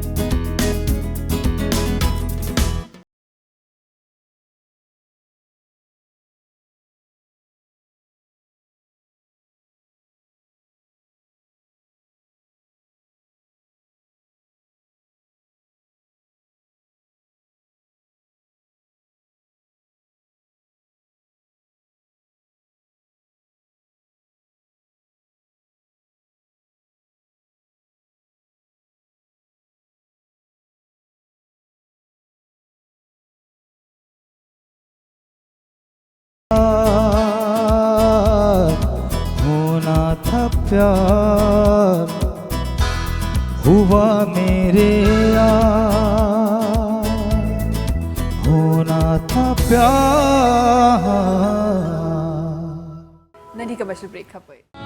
Salam Singh, Salam Singh, Salam Singh, Salam Singh, Salam Singh, Salam Singh. Welcome back ji. Programme जे हिन हिस्से में हिकु ॿिया महिमान जिन असांखे जॉइन कयो आहे। अच्छा, तव्हांखे मिली उन्हनि सां त ख़ुशी थींदी, शोभी भाई अॼु इलाही ख़ुशि आहिनि। असांजे सेट ते अॼु शोभी भाई इलाही ख़ुशि आहिनि। तव्हांखे केतिरी ख़ुशी थींदी इहे तव्हांखे सवालनि खां पोइ ख़बर पवंदी, बिकॉज़ एक्चुअली कुझु शयूं अहिड़ियूं हूंदियूं आहिनि जेके शायदि कॉमनली ॾाढो माण्हुनि खे डिस्टर्ब, उन्हनि जी ज़िंदगी डिस्टर्ब करे रहियूं आहिनि, बट उन्हनि जी उन तरीक़े सां अवेयरनेस असांखे मिले कोन थी। हा, वी हैव स्पेशलिस्ट जेके डील करे रहिया आहिनि, पर उहा हिकु ख़ला मूंखे लॻे थो अञा बि असांजी मेडिकल फील्ड में आहे त असां बीमारी खे सही वक़्त ते सही डायग्नोज़ न पिया करे सघूं। तंहिं करे शायदि असां उन्हनि स्पेशलिस्ट ताईं टाइम ते पहुचंदा न आहियूं, ऐं जेसि ताईं पहुचंदा आहियूं तेसि ताईं शयूं वर्स थी वेंदियूं आहिनि। रिमेटोलॉजी जेका आहे हिकु अगेन हिकु अहिड़ी फील्ड आहे जंहिंखे असां सिर्फ़ु हिकु पेन ते या हॾनि जी कमज़ोरी ते ख़तमु करे छॾंदा आहियूं। अच्छा जी, खोड़ सारियूं हुन में ॿियूं ब्रांचिस बि आहिनि, शयूं बि आहिनि जेके इंशाल्लाह प्रोग्राम में डिस्कस थींदियूं, ऐं उनखे डिस्कस करण जे लाइ असां गॾु हिकु ज़बरदस्त रिमेटोलॉजिस्ट सां गॾु तशरीफ़ फरमा आहिनि अरशद अली भुट्टो साहब आहिनि, डॉक्टर अरशद अली भुट्टो साहब जेके असां गॾु तशरीफ़ फरमा आहिनि। अस्सलाम वालेकुम। वालेकुम अस्सलाम। कीअं हो? ख़ैरियत सां हो? ख़ुशि आहियो? अल्हम्दुलिल्लाह, थैंक यू तबियत ठीकु आहे? ज़िंदगी कीअं आहे डॉक्टर साहब? अल्हम्दुलिल्लाह, इट्स गोइंग फाइन माशाल्लाह। अच्छा, असां त सुबुह आयासीं त असांखे ॾाढो क्लाउडी ऐं ॾाढो ज़बरदस्त मौसम पियो लॻो, हीअं छा हाल आहे? हा, जॾहिं आउं अचां पियो ईअं ई हुई सीन। ईअं ई हो? कराची जो मौसम ॾाढो प्यारो प्यारो थिए पियो, पोइ त ईअं ई आहे। ज़िंदगी केतिरी प्यारी प्यारी आहे पेशेंट सां गॾु, मौसम त प्यारो आहे। After having this degree I am feeling okay now. After having this degree, इन खां पहिरीं ज़िंदगी थोरी डगमगायल हुई। Actually I was struggling at that time न। त हिकिड़ो मक़सदु जॾहिं ज़िंदगी में मिली वेंदो आहे, उन खां बाद में फीलिंग्स इमोशन्स जेके बि कॉम्बिनेशन जॾहिं बाद में थींदो आहे त उहो हाँ, अजीब हाँ, सुठो पोइ वक्त बदली वेंदो आहे, हालात बदल गए, सब बदल जाता है। अच्छा जी, छो त मुख़्तसिर वक्त आहे डॉक्टर साहब वटि, ऐं मां चाहियां थी त पंहिंजे व्यूवर्स जे लाइ उन वक्त खे भरपूर तरीक़े सां यूटिलाइज़ करे सघां। असां वटि हिकु त पहिरीं मां बिल्कुलु बेसिक खां स्टार्ट करणु चाहियां थी डॉक्टर साहब। असां बेसिक खां असां वटि हिकु कॉमन शइ घरनि में नज़र ईंदी आहे, गोॾनि में पेन आहे, हॾियूं कमज़ोर थी वियूं आहिनि, आफ्टर सर्टन एज जेके आहिनि माण्हू सहारे वठण ते मजबूर थी वेंदा आहिनि, ऐं उहे डॉक्टर्स जी तरफ़ न वञी रहिया हूंदा आहिनि। सिर्फ़ु बेसिक इन शइ ते मां अचणु चाहींदमि, जॾहिं तव्हां हिकु ऑर्थराइटिस जी ॻाल्हि कयो था या रिमेटोलॉजी जी ॻाल्हि कयो था, कहिड़ो उहो टाइम आहे जंहिं वक़्तु असांखे डॉक्टर वक़्तु पहुचणु खपे? बेसिक शइ सभिनी खां पहिरीं मां इहा शामिलु करणु चाहियां थी। अच्छा ॾिसो, जॾहिं बि का बि जिस्म में तकलीफ़ वग़ैरह महसूसु थिए न, त पहिरीं ॻाल्हि हुनखे लाइटली न वरितो वञे। सही। छो जो असां वक़्तु ईअं हूंदो आहे त हीअ शइ करे छॾींदासीं या हूअ शइ पी छॾींदासीं, इहा शइ सही थी वेंदी। सही सही। ह्यूमन जेका लाइफ आहे, it is a precious gift from Allah. बेशक। ठीकु आहे, त इनखे लाइटली न वठणु खपे। जॾहिं बि का शइ मुसलसिल तव्हांखे तंग पई करे ऐं तव्हां उन शइ मां नथा निकिरी सघो, त बहितर आहे त पहिरीं तव्हां मालूम करायो त इन बीमारीअ जो कहिड़ो डॉक्टर आहे, यानी उहा शइ जेका तव्हांखे तंग थी करे, हा हा, त पोइ तव्हां उन डॉक्टर सां ज़रूरु कंसल्ट कयो। सही सही। मसलन रिलेटेड टू आवर फील्ड, अगरि कंहिं मरीज़ खे जोड़नि जी तकलीफ़ रहे थी, ख़ासि करे हथनि जे जोड़नि में सूरु रहे थो, जॾहिं मरीज़ निंड मां सुबुह जो उथे थो, अकड़नि जकड़नि थी रहे, हथ बंदि नथा थियनि ऐं हथनि जे जोड़नि में सोॼ थी रहे, त मरीज़नि खे अक्सर इहो लॻंदो आहे त रगनि जो सूरु आहे, पोइ कॾहिं फलाणे डॉक्टर खे ॾेखारण, फलाणे डॉक्टर खे, उन खां बाद में छा थींदो आहे त जोड़नि जो सूरु वधंदो ईंदो आहे ऐं बाद में उहे हथ टेढ़ा थी वेंदा आहिनि। बिल्कुलु। जेकॾहिं अहिड़े क़िस्म जी तकलीफ़ रहे थी 6 हफ़्तनि खां वधीक, त बहितर आहे त उहो रोमेटोलॉजिस्ट खे ॾेखारनि। सही। अच्छा डॉक्टर साहब, हिते छो त तव्हां उन्हनि मरीज़नि जी ॻाल्हि करे रहिया आहियो, त मां ज़रूरु इहो शामिलु करणु चाहींदमि। पहिरीं त मां इन शइ खे सम्झणु चाहियां थी त जिन खे इहे अलामात थी रहिया आहिनि, जीअं तव्हां चयो त अकड़ण या सुबुह जो उथी तकलीफ़ थियणु, तमामु हथनि में या गोॾनि में कंहिं बि जॻह ते उन जी तकलीफ़ थियणु, पहिरीं त मां इन शइ खे सम्झणु चाहियां थी त उन तकलीफ़ खे, छो त हीअ जेके तमामु शयूं तव्हां चई रहिया आहियो, आई गेस हाणे त नॉर्मली असांखे हर घर में स्पेसिफिकली सियारे जे टाइम ते असांखे इहे शयूं नज़र ईंदियूं आहिनि, विच रिमेटोलॉजी सेज़ के इन टाइम ते इहे शयूं तव्हांजा साइंस एंड सिम्टम्स हूंदा आहिनि, पर असां उनखे ज़ाहिर निग्लेक्ट करे रहिया हूंदा आहियूं। इन जी वर्स्ट कंडीशन छा आहे?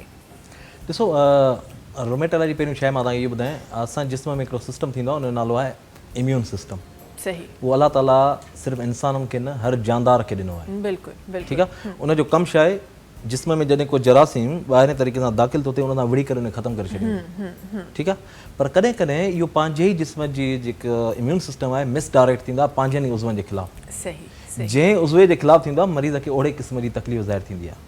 त रोमेटालॉजी सिर्फ़ु इहो न आहे त जोड़नि जो सूरु हुजे, जंहिं बि उज़वे जे ख़िलाफ़ु थींदी, फॉर एग्ज़ाम्पल अगरि वारनि जे ख़िलाफ़ु थी थिए वार तेज़ी सां छड़ंदा वेंदा, अगरि जिस्म जे चमड़ीअ जे ख़िलाफ़ु थी थिए त चमड़ी ते बाक़ाइदे निशान ठहंदा वेंदा आहिनि, चमड़ी लही बि सघे थी। ऐं अहिड़े ई तरीक़े सां जॾहिं उहे जोड़नि जे ख़िलाफ़ु थिए थी त जोड़नि में सूरु थो रहे। मां तव्हांखे पहिरीं ॿुधायुमि त जेकॾहिं हथनि जे नंढनि जोड़नि में सूरु थो रहे या पुठीअ में सूरु थो रहे ऐं उन सां गॾु जोड़नि में सोज थी अचे ऐं उहा सोज ऐं उन सां गॾु मॉर्निंग स्टिफनेस यानी उहा जेका अकड़नि जकड़ंदी रहे, तक़रीबन कलाकु या अधु कलाकु उहा रहंदी आहे। जीअं जीअं बंदो कमु कंदो वेंदो आहे आहिस्ते आहिस्ते उहा अकड़नि जकड़नि ख़तमु थींदी वेंदी आहे एंड पेशेंट फील्स रिलैक्स। जेकॾहिं इहे तकलीफ़ूं 6 हफ़्तनि खां वधीक थियूं रहनि त he or she should consult rheumatologist. सही। अच्छा, छो त तव्हां इम्यून सिस्टम जी ॻाल्हि कई ऐं ऑटो इम्यून डिज़ीज़ जी जॾहिं असां ॻाल्हि कयूं था या पोइ हिन सिस्टम जी रोमेटोलॉजी जी ॻाल्हि कयूं था, मां इहो ॼाणणु चाहियां थी त इन जो पेशेंट थींदो कीअं आहे ऐं छो थींदो आहे, are there any reasons behind या असांजी लाइफ स्टाइल आहे, छा आहे? अच्छा ॾिसो, हाणे इन में हीअं हूंदो आहे त हिकु टर्म यूज़ थींदो आहे टू हिट हाइपोथीसिस। इन जो मक़सदु इहो हूंदो आहे त अलाह ताला जे तरफ़ खां जिस्म में पहिरियों ई हिकिड़ी का ख़राबी आहे, पर जेसि ताईं ॿाहिरां का शइ उनखे नथी मिले, उनखे स्टिमुलेट नथी करे, तेसि ताईं उहा शइ ज़ाहिर न थींदी। त जेके बि ऑटो इम्यून डिज़ीज़ जा पेशेंट्स हूंदा आहिनि mostly they are prone to develop the disease, यानी उन्हनि में अलाह ताला पहिरियों ई उहा शइ रखी छॾी आहे त उहा शइ थी सघे थी। फॉर एग्ज़ाम्पल हिकिड़ी जीन आहे जेका जोड़नि जे सूर यानी रोमेटॉइड आर्थराइटिस कराए सघे थी। हाणे उहा जीन पाण इनएक्टिव आहे, पर जेकॾहिं उहो बंदो बार बार स्मोकिंग थो करे त उहो स्मोकिंग ट्रिगर कंदी, उनखे वञी अनलॉक करे छॾींदी। इहो नंढो मां मिसाल ॾिनो, ठीकु आहे। हाणे हिन में हर क़िस्म जी डिज़ीज़ अची थियूं सघनि, छो जो इम्यून सिस्टम तव्हांजो जिस्म जे कंहिं बि उज़वे खे ख़राबु करे थो सघे। उनखे इहा ख़बर न आहे त जोड़नि सिर मां हिनखे वञी करे ख़राबु कयां। उहो फॉर एग्ज़ाम्पल हिकिड़ी आम डिज़ीज़ थींदी आहे एपला, इहो मां हिन में इन करे थो डिस्कस कयां छो जो आम माण्हू खे इन शइ जी ख़बर ई न आहे। प्लेनसेटा तव्हां ॿुधो हूंदो, जेके सिंधीअ में नाड़ो चइबो आहे। जॾहिं ॿारु माउ जे पेट में परवरिश पाईंदो आहे त माउ जे थ्रू जेका खुराक मिलंदी आहे उहा प्लेनसेटा जे थ्रू मिलंदी आहे। कॾहिं कॾहिं इहा इम्यूनिटी उन प्लेनसेटा जे ख़िलाफ़ु थी वेंदी आहे। पोइ तंहिंजे करे छा थींदो आहे त ख़ासि करे या त ॿार बार बार ज़ाया थी वेंदा आहिनि, यानी हमल ज़ाया थी वेंदा आहिनि, या माउ जे पेट में ई ॿारु उते ई फोत थी वेंदो आहे, या आख़िरी जॾहिं स्टेज ईंदी आहे यानी 37 38 हफ़्तो थियो त अचानक माउ जो BP शूट थी वेंदो आहे। हाणे इन कंडीशन खे गाइनीअ जो मसइलो सम्झी वेंदो आहे, पोइ आम दवाऊं हलायूं वेंदियूं आहिनि। इहो नंढो मां मिसाल ॾिनो। हाणे इन बीमारी खे चइबो आहे एपिला, ठीकु आहे। APS चइबो आहे जॾहिं हीअ अॻिते हली करे नुक़सानु ॾिए, ठीकु आहे। अहिड़े तरीक़े सां हिकिड़ी ॿी बीमारी थींदी आहे SLE, जेका हिन डोमेन में अचे थी, सिस्टमिक ल्यूपस एरिथेमेटोसिस। उहा बि तक़रीबन जिस्म जे हर उज़वे जे ख़िलाफ़ु थींदी आहे, वारनि खां वठी करे जिस्म जे हर हिकु उज़वे ताईं ख़िलाफ़ु थी वेंदी आहे। वात जे ख़िलाफ़ु थींदी आहे त उनमें ज़ख़्म थींदा आहिनि, ऐं फिफड़नि जे ख़िलाफ़ु थींदी आहे त उनमें पाणी अची वेंदो आहे, दिलि जे पर्दनि जे ख़िलाफ़ु थींदी आहे त उनमें पाणी अची वेंदो आहे, बुकिन जे ख़िलाफ़ु थींदी आहे त बुकिन खे फेल कराईंदी आहे, जोड़नि जे ख़िलाफ़ु थींदी आहे त जोड़नि खे ख़राबु कंदी आहे, यानी मल्टी सिस्टमिक डिज़ीज़। ऐं इन अहिड़े तरीक़े सां हिकु ॿी बीमारी आहे, उन जो नालो आहे शोगरन सिंड्रोम। उन में छा थींदो आहे त पंहिंजी इम्यूनिटी अखियुनि जे ॻोढ़नि जे ख़िलाफ़ु थी वेंदी आहे, त अखियुनि जा ॻोढ़ा जेके आहिनि उहे ख़तमु थी वेंदा आहिनि, बार बार अखियूं ख़ुश्क थी वेंदियूं आहिनि, या जेको असांजे मुंहं में जेका लुआब थो ठहे, सलेवा थी ठहे, उन जे ख़िलाफ़ु थी वेंदी आहे, सलेवा या लुआब ठहणु बंदि थी वेंदो आहे। तंहिंजे करे ॾंद पंहिंजे लेखे किरीपण ऐं मुंहं मां बदबू अचणु, यानी कहिड़े बि क़िस्म जे उज़वे जे ख़िलाफ़ु थींदी ओड़े क़िस्म जी तकलीफ़ ज़ाहिर थींदी। इन जे करे ई सिहत हज़ार नेमत आहे। बेशक इहा वाकई हक़ीक़त ॻाल्हि आहे। ऐं अच्छा, हिकिड़ी शइ डॉक्टर साहिबु इहो बि ज़रूरु शामिलु करणु चाहींदमि, बिकॉज़ तव्हां हिकु स्पेशलिस्ट जी सीट ते वेठा आहियो, पर असां वटि नॉर्मली इहो ॾिठो वियो आहे त असां वटि जेके पेशेंट्स आहिनि, फॉर एग्ज़ाम्पल अगरि को because this is mostly connected with arthritis, त माण्हू आई गेस घणा माण्हू उन ते शायदि तकलीफ़ बि उहा वधीक हूंदी आहे ऐं शायदि घणो करे माण्हू इन सां कनेक्ट करे रहिया आहिनि उन्हनि खे। असां सिर्फ़ु ऑर्थराइटिस जो इलाजु करे रहिया हूंदा आहियूं, असांजो नॉर्मल जेको पेशेंट आहे उहो सिर्फ़ु उन जो इलाजु वठी रहियो हूंदो आहे। छा असांजे नॉर्मल जेका मेडिकल फील्ड आहे उन में इहा ट्रेनिंग आहे या इन ट्रेनिंग जी ज़रूरत आहे त असां उन जो सही जेको बेसिक उन जी शइ आहे या उहो माण्हू इन जो पेशेंट आहे उनखे डायग्नोस टाइमली करे सघूं? बिल्कुलु, इहो ई ट्रीटमेंट जो मक़सदु इहो हूंदो आहे त जेसि ताईं तव्हांखे बीमारीअ जी तशख़ीस सही तरीक़े सां नथी थिए तेसि ताईं उन बीमारीअ जो इलाजु न थींदो। जेकॾहिं तव्हांखे बीमारी जी ख़बर न आहे त it is just like shooting arrows into darkness, अंधेरे में तीर हलाइण, लॻो त ठीकु आहे, न लॻो त बसि। इन में छा थींदो, इन में 3 ऐं 4 नुक़सान थींदा जेके मरीज़ सां ई थींदा, डॉक्टर खे त कुझु बि न थींदो। पहिरियों नुक़सानु कहिड़ो थींदो त बीमारी वधंदी वेंदी, सही ठीकु आहे ऐं उहा बीमारी सिर्फ़ु ओसि ताईं जोड़नि ताईं लिमिट न कंदी पंहिंजी, उहा अॻिते अञा वधंदी ईंदी, जिस्म जे हर हिकु उज़वे खे वठी सघे थी। छो मां तव्हांखे ॿुधायां त इम्यून सिस्टम कहिड़े बि उज़वे खे ख़राबु करे सघे थो। So that disease will not be limited up to joints only, सही सही it can extend and can involve each and every organ of your body. ठीकु आहे। ॿियो नुक़सानु कहिड़ो थींदो त फाइनेंशियली पेशेंट वीक थींदो वेंदो। ऑब्वियसली हा छो असां अहिड़ी सेटअप में रहूं था जिते मेडिसिन ख़ासि करे रोमेटोलॉजी जूं त अञा महांगियूं आहिनि महांगियूं आहिनि। सही ऐं जेकॾहिं पेशेंट्स खे दवाऊं सही नथियूं हलनि त फाइनेंशियली नुक़सानु थींदो ई थींदो। सही टियों नुक़सानु कहिड़ो थींदो त जेके अननेसेसरी दवाऊं हलंदियूं उन्हनि जो बि नुक़सानु थींदो, साइड इफेक्ट्स। यस ठीकु आहे। ऐं फोर्थ जेको वॾे में वॾो नुक़सानु थींदो, patient will lose the hope. कहिड़े तरीक़े सां लूज़ कंदो त यार मुंहिंजो कंहिं वटि इलाज ई न आहे, फलाणे डॉक्टर खे बि ॾेखारियो मसइलो हल न थियो, फलाणे खे बि ॾेखारियो मसइलो हल न थियो, एतिरो ख़र्चु कयो आहे तॾहिं मूंखे कुझु नथो थिए। सही तंहिंजे करे मुंहिंजी ज़िंदगी जो मक़सदु इहो आहे त कहिड़ो बि मरीज़ कंहिं बि डॉक्टर खे ॾेखारे त उनखां अंग्रेज़ी में इहो ज़रूरु पुछे त डॉक्टर साहिबु तव्हांजी बीमारी लॻे कहिड़ी थी। हा छो उहो पे थो करे न, डॉक्टर मुफ़्त में त नथो ॾिसे। सही सही डॉक्टर पंहिंजी अगरि सर्विस ॾिए थो हा त उहो हुनखे पे थी कई वञे। सही। अच्छा रिसेंटली कंहिं डॉक्टर सां मुंहिंजी ॻाल्हि थी, स्किन इशू हलियो पिए त मूंखे डॉक्टर चयो 3 महीने जी हे एक्नी जी मेडिसिन या खाए ॾिसो शायदि फ़ाइदो थी वञे। एंड आई वॉज शॉक त 3 महीने मेडिसिन खाइण खां पोइ मां ॾिसां त मूंखे फ़ाइदो थींदो या न थींदो। सो हाणे असां वटि अहिड़ा मार्केट में अहिड़ा डॉक्टर्स अवेलेबल आहिनि असां वटि। एक्चुअली रीज़न इहो आहे त मां चवां थो न जेको बि मरीज़ अचे न, he should talk to his doctor और हर डॉक्टर, डॉक्टर साहब व्हाट यू आर सस्पेक्टिंग। हा हा ठीकु आहे न। ऐं इहो जॾहिं मरीज़ में इहो शऊर ईंदो न त उनखां बाद में उहो मरीज़ ख़राबु बि न थींदो। तंहिंजे करे डॉक्टर खां अवल बहितर इहो आहे त मरीज़ खे शऊर अचणु खपे त मूंखे कहिड़े डॉक्टर खे ॾेखारिणो आहे ऐं मां पंहिंजे डॉक्टर सां ॻाल्हाए त ॾिसां। असां वटि जीअं असां वटि हिते इलाजु थो कयूं, फॉरेन में ईअं न आहे कयो वेंदो। फॉरेन में अगरि तव्हां का मेडिसिन बि प्रिस्क्राइब था कयो, they will ask you about the side effects. Doctor साहब तव्हां छो था प्रिस्क्राइब कयो, छा सोचे करे प्रिस्क्राइब था कयो, बिल्कुलु बिल्कुलु हिन जो हे जेको साइड इफेक्ट मां पढ़ी आयो आहियां केतिरा परसेंटेज आहे। सही दिस इज द नॉलेज। सही। अच्छा हिते छो त शोभी असां सां गॾु आहिनि। शोभी आज ये हम तो इसकी जो वो कहते हैं ना साइड से हम ज़रा कुशन रखने की कोशिश करते रहते हैं आपको, लेकिन शोभा जेके आहिनि उहे पाण हिकु पेशेंट आहे नहीं। शोभा आपके लफ्ज़ों में चाहती हूँ कि आप डॉक्टर साहब को बताएं और ज़रा ये कब से है, कैसे है, और इस आपकी अल्फाजों के थ्रू मैं जानना चाहती हूँ कि हमारे पास किस तरह का इलाज हो रहा है। पहले तो ये कि मैं एक तो जिसे कहते हैं ना स्पोर्ट्स से मुझे बेइंतहा मोहब्बत थी। सही सही। तो मैं अंडर 17 खेलता रहा क्रिकेट। अचानक जिसे कहते हैं ना बिल्कुल अचानक कि ऐसा हुआ कि मैच खेल के आया, फिर उसके बाद लेट के बिस्तर पे, फिर सुबह मुझसे उठा नहीं गया, ये हुआ। तो उसके बाद फिर मुख्तलिफ टेस्ट वगैरह ये हम अंडर 17 वाले टाइम की बात कर रहे हैं। ठीक है। तो पता नहीं चला कि क्या हुआ है। तो वो मुख्तलिफ पेन किलर, आपको पता है स्टेरॉइड वगैरह, वो कुछ वक्ती आराम आ जाता था, फिर बढ़ता गया। तो उसके बाद फिर मैं डॉक्टर्स के नाम नहीं लूँगा, लेकिन ये कि NMC में गया तो वहाँ मुझे उन्होंने RA फैक्टर का एक टेस्ट लिखा कि ये आप देखें। तो उससे काफ़ी हद तक पता चला कि अच्छा आपको रोमेटॉइड आर्थराइटिस है, लेकिन उसका प्रॉपर इलाज अभी तक नहीं हो सका। तो उसमें मुख्तलिफ़ विटामिन्स की टैबलेट्स, मुख्तलिफ़ सप्लीमेंट्स, ये वो मैंने बहुत चूज़ किया, यानी कि 9 साल हो गए मुझे तकरीबन। तो 9 साल से मैं विटामिन्स भी यूज़ कर रहा हूँ। तो उसके साथ साथ पेन किलर लाजमी होती है। आप डॉक्टर साहब यहाँ मौजूद हैं, उसके बगैर आप चल ही नहीं सकते। ये है। तो लेकिन जिसे कहते हैं ना कि एक प्रॉपर होता है कि मुझे भी किसी डॉक्टर ने ये नहीं कहा कि आप बिल्कुल ठीक हो जाएंगे। उन्होंने कहा कि स्टॉप हो जाएगा, ये कम हो सकता है, लेकिन ये बीमारी जाएगी नहीं, क्योर नहीं हाँ है जी, इसका। क्योर नहीं डॉक्टर साहब तव्हां हिन सिचुएशन खे कीअं था ॾिसो? तमामु जीअं शोभ भाई ॿुधाए रहिया आहिनि, हिकु लाइव एग्ज़ाम्पल मां पंहिंजे व्यूवर्स खे ॾियणु चाहियां थी। त छा असांजे जेके डॉक्टर जिन ॻाल्हियूं कयूं, या जीअं शोभ भाई चई रहिया आहिनि त पेन किलर सही, वाइटामिन्स ते उन्हनि खे रखियो वियो आहे, त छा उहा मेडिकेशन सही आहे, प्लस छा ही क्योरेबल आहे? अच्छा, first of all I would like to know त जेका तव्हांजी बीमारी डायग्नोस कई वई हुई उहा कंहिं स्पेशलिस्ट रोमेटोलॉजिस्ट कई हुई या कंहिं आम फिजिशियन कई हुई? तव्हांखे तकलीफ़ कहिड़ी पई थिए? मुझे छोटे बड़े तमाम जॉइंट्स में हाँ जी तकलीफ है। तो जब आप सुबह के टाइम नींद से उठते थे तो अकड़ जगह रही थी? स्वेलिंग हाथों में, जो हम बात कर रहे थे पहले, ठीक है। अभी भी देखें आपको ये नज़र आ रहा होगा। तो ये कितने टाइम के बाद अकड़ जगह खत्म हो जाती थी आपको? करीबन 1 घंटा मुझे लग मतलब जाता ऐसा था है। काम करने हाँ के जी, बाद चलते- you चलते- फीलिंग चलते- रिलैक्स। ऐसे ही।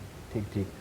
अच्छा, तो मेडिसिन कौन सी विटामिन के अलावा जो आप कह रहे हैं कि मुझे दी गई पेन किलर्स थी उसमें, जस्ट पेन किलर थी? जस्ट पेन किलर थी, बाकी सारी विटामिन की थी। उसमें विटामिन डी भी था, B12 भी था, आपको अल्लाह भला करे। एक सप्लीमेंट और भी था जिसमें सी और मैग्नीशियम मेरे ख्याल में शामिल है। नहीं सॉरी, डी के साथ मैग्नीशियम है, सी के साथ नहीं था। अच्छा, मैं पहले आपको बताऊं कि as such there is no role of any vitamin in the rheumatoid arthritis. It सही is acting as just adjuvant treatment. सही विटामिन्स का कोई भी रोल नहीं होता रोमेटॉइड आर्थराइटिस में, क्योंकि ये ऑटो इम्यून डिजीज है, अपने जिस्म की ताकत ही अपने अज़ा के खिलाफ हो रही है। सही ठीक है, तो जिस डॉक्टर ने आपको ये कहा था ना कि हम इसको स्टॉप कर सकते हैं, तो कुछ हद तक वो सही था, क्योंकि हम इम्यून सिस्टम को ख़त्म तो नहीं कर सकते ना, वो अल्लाह पाक का दिया हुआ है। सही। अगर हमने इम्यून सिस्टम को ख़त्म कर दिया तो बाद में क्या होगा कि आप जिंदा भी नहीं रह पाएंगे। ठीक है, बिल्कुल। तो जब तक मेडिसिन खाता रहेगा बंदा, तब तक ये होगा कि हमने इम्यून सिस्टम को वो ग्लासेस पहना दिए हैं, भाई ये अपने हैं, इनको कुछ ना करो।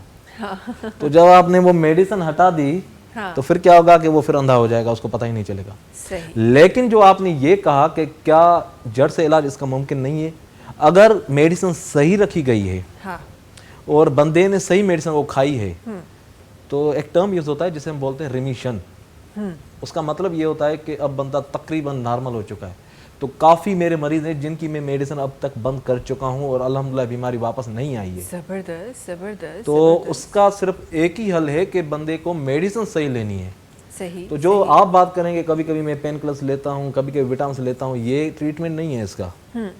ट्रीटमेंट इसका अलग है, उसमें डिफरेंट मेडिसिन रखी जाती हैं जिनमें हम कन्वेंशनल डीमार्ट्स भी रखते हैं, बायोलॉजिकल एजेंट्स भी रखते हैं। तो इस प्रोग्राम के बाद में वो आपको देख लूँगा, फिर मेडिसिन रखता हूँ इंशाल्लाह। अच्छा ॿियो त हिकु ॿी शइ जेका शोभ भाई जी ज़िंदगी में बि आहे, आई एम श्योर त काफ़ी सारा असांजा माण्हू जेके हूंदा उहे बि असां इम्यून सिस्टम खे बेसिकली स्ट्रॉन्ग रखण जे लाइ कुझु अहिड़ा फूड्स हूंदा आहिनि जेके असांजे हूअं ई नॉर्मली डाइट में असांजे शामिल हूंदा आहिनि, कुझु वरी उनखे बिगाड़ण जे लाइ बि हूंदा आहिनि। शोभ भाई जी ज़िंदगी में कुझु अहिड़ा जेके फूड्स आहिनि उहे घणा हुआ जेके इम्यून सिस्टम खे बिगाड़नि, त छा ही अंडर 17 में जेको थियो उनखे, छो त हिन डिज़ीज़ जो थियणु उन वराए सां उन क्वेश्चन ते मां ईंदमि, इन डिज़ीज़ जो जेको थियण जो जेको रीज़न आहे, छा का स्पेसिफिक डाइट आहे, को स्लीपिंग पैटर्न आहे बेसिकली? छो त आम माण्हू खे त न इम्यून सिस्टम त आहे असांजी भला जे लाइ, उहो जॾहिं ऑपोज़िट करे थो, को एक्ट करे थो, त छा उनजे पोयां असांजी के प्रैक्टिसिस आहिनि जेके जिनखे न आहे ख़ुदा न ख़ास्ता, उन्हनि खे ताकी न थी सघे? ॾिसो, मां तव्हांखे जॾहिं प्रोग्राम शुरू पोइ इन जो मतिलबु नटशेल में जवाबु इहो ई ॾिनो त 2 हाइपोथेसिस ईंदो आहे, यानी असांजे जिस्म में बिलियंस ऑफ द जीन्स आहिनि। ठीकु आहे, हर जीन जो को न को पंहिंजो कमु आहे। सही। ठीकु आहे, जॾहिं ॿारु माउ जे पेट में ठहंदो आहे त उन वक़्तु इहे जीन्स ठहंदियूं ईंदियूं आहिनि, कुझु 50% मदर ॾांहुं ईंदियूं आहिनि, 50% ईंदियूं आहिनि फादर ॾांहुं। त हाणे कुझु हुन में जीन्स अहिड़ियूं हूंदियूं आहिनि जेके डिज़ी प्रोवोकिंग हूंदियूं आहिनि, यानी बीमारी अॻिते हली करे कराए सघनि थियूं। ठीकु आहे, पर उन्हनि जीन्स खे अनलॉक करण जे लाइ इन्वायरमेंटल फैक्टर्स खपंदा आहिनि। जॾहिं इहे ॿ इन्वायरमेंट यानी इन्वायरमेंटल फैक्टर ऐं उहा जीन जॾहिं पाण में मिलंदा तॾहिं उहा अनलॉक थी वेंदी, यानी बीमारी पोइ ज़ाहिर थी पवंदी। हाणे इन में घणा ई फैक्टर्स आहिनि इन्वायरमेंट जा, मसलन केरु अल्कोहलिक आहे, इट इज़ द फैक्टर। केरु जेकॾहिं तव्हांजो स्मोकर आहे, इट इज़ फैक्टर। केरु एक्सरसाइज़ नथो करे, फैक्टर। ओबेसिटी जेकॾहिं आहे, ओबेसिटी डे बाय डे बंदे जो वज़न वधंदो थो वञे। ठीकु आहे, ऐं सभ खां वॾी जेकॾहिं केरु बंदो ख़ुशि न आहे ज़िंदगी में, त डिप्रेशन जेको आहे इहो त तव्हांजे इम्यून सिस्टम खे सॼो हलाए छॾींदो आहे न। त ख़ुशी हुजणु इहा तमामु वॾी इम्पॉर्टेंट शइ आहे। सही। छो जो काफ़ी मरीज़ इवन बीमारी डायग्नोस थियण खां बाद में बि डिप्रेशन वारी हालत में रहंदा आहिनि, उनखे इहो लॻंदो आहे त मूंखे सूर थो रहे त पोइ दवा बि बंदि करे छॾींदा। सही। त जेतिरो तव्हां पाण खे रिलैक्स रखंदव, जेतिरो प्रॉब्लम्स खां परते रहंदव, ओतिरो तव्हां बहितर रहंदव। ऐं जेके इहे फैक्टर्स आहिनि, जीअं फास्ट फूड थी वियो, स्मोकिंग थी वई, अल्कोहल थी वियो, सेडेंटरी लाइफ स्टाइल थी वियो, इन्हनि खां बंदे खे अवॉइड करणु खपे। एक्सरसाइज़ ज़रूरु करणु, एक्सरसाइज़ ज़रूरु करणु, इहे उहे नॉर्मल हिकु सुठो लाइफ स्टाइल आहे बेसिकली। अगरि तव्हां चाहियो था त ख़ुदा न ख़ास्ता तव्हांजी तरफ़ इहा बीमारी न अचे, त हिकु सुठो लाइफ स्टाइल अगरि तव्हां मेंटेन कयो था, त हूअं बि चवणु इहो आहे, इवन इहो डॉक्टर्स जो ई चवणु आहे त तव्हां अगरि हिकु सुठे लाइफ स्टाइल में आहियो त हूअं ई तव्हां 50% खां वधीक बचियल आहियो बीमारियुनि खां। अच्छा जी, असां वटि केतिरे हद ताईं डर्मेटोलॉजिस्ट जेके आहिनि उहे, रिमेटोलॉजिस्ट जेके आहिनि उहे हिते मौजूदु आहिनि असां वटि, केतिरे हद ताईं कॉमन आहिनि, उन्हनि जी रसाई आम माण्हू ताईं कीअं आहे, इन जे हवाले सां बि ज़रूरु प्रोग्राम में ॻाल्हियूं शामिल कंदासीं। पर जल्दी सां हिकु ब्रेक जी तरफ़ वञिणो आहे, वक़्तु आहे ब्रेक जो। तव्हां सां मुलाक़ात कयूं था नंढी कमर्शियल ब्रेक खां पोइ। सलाम सिंध, सलाम सिंध, सलाम सिंध।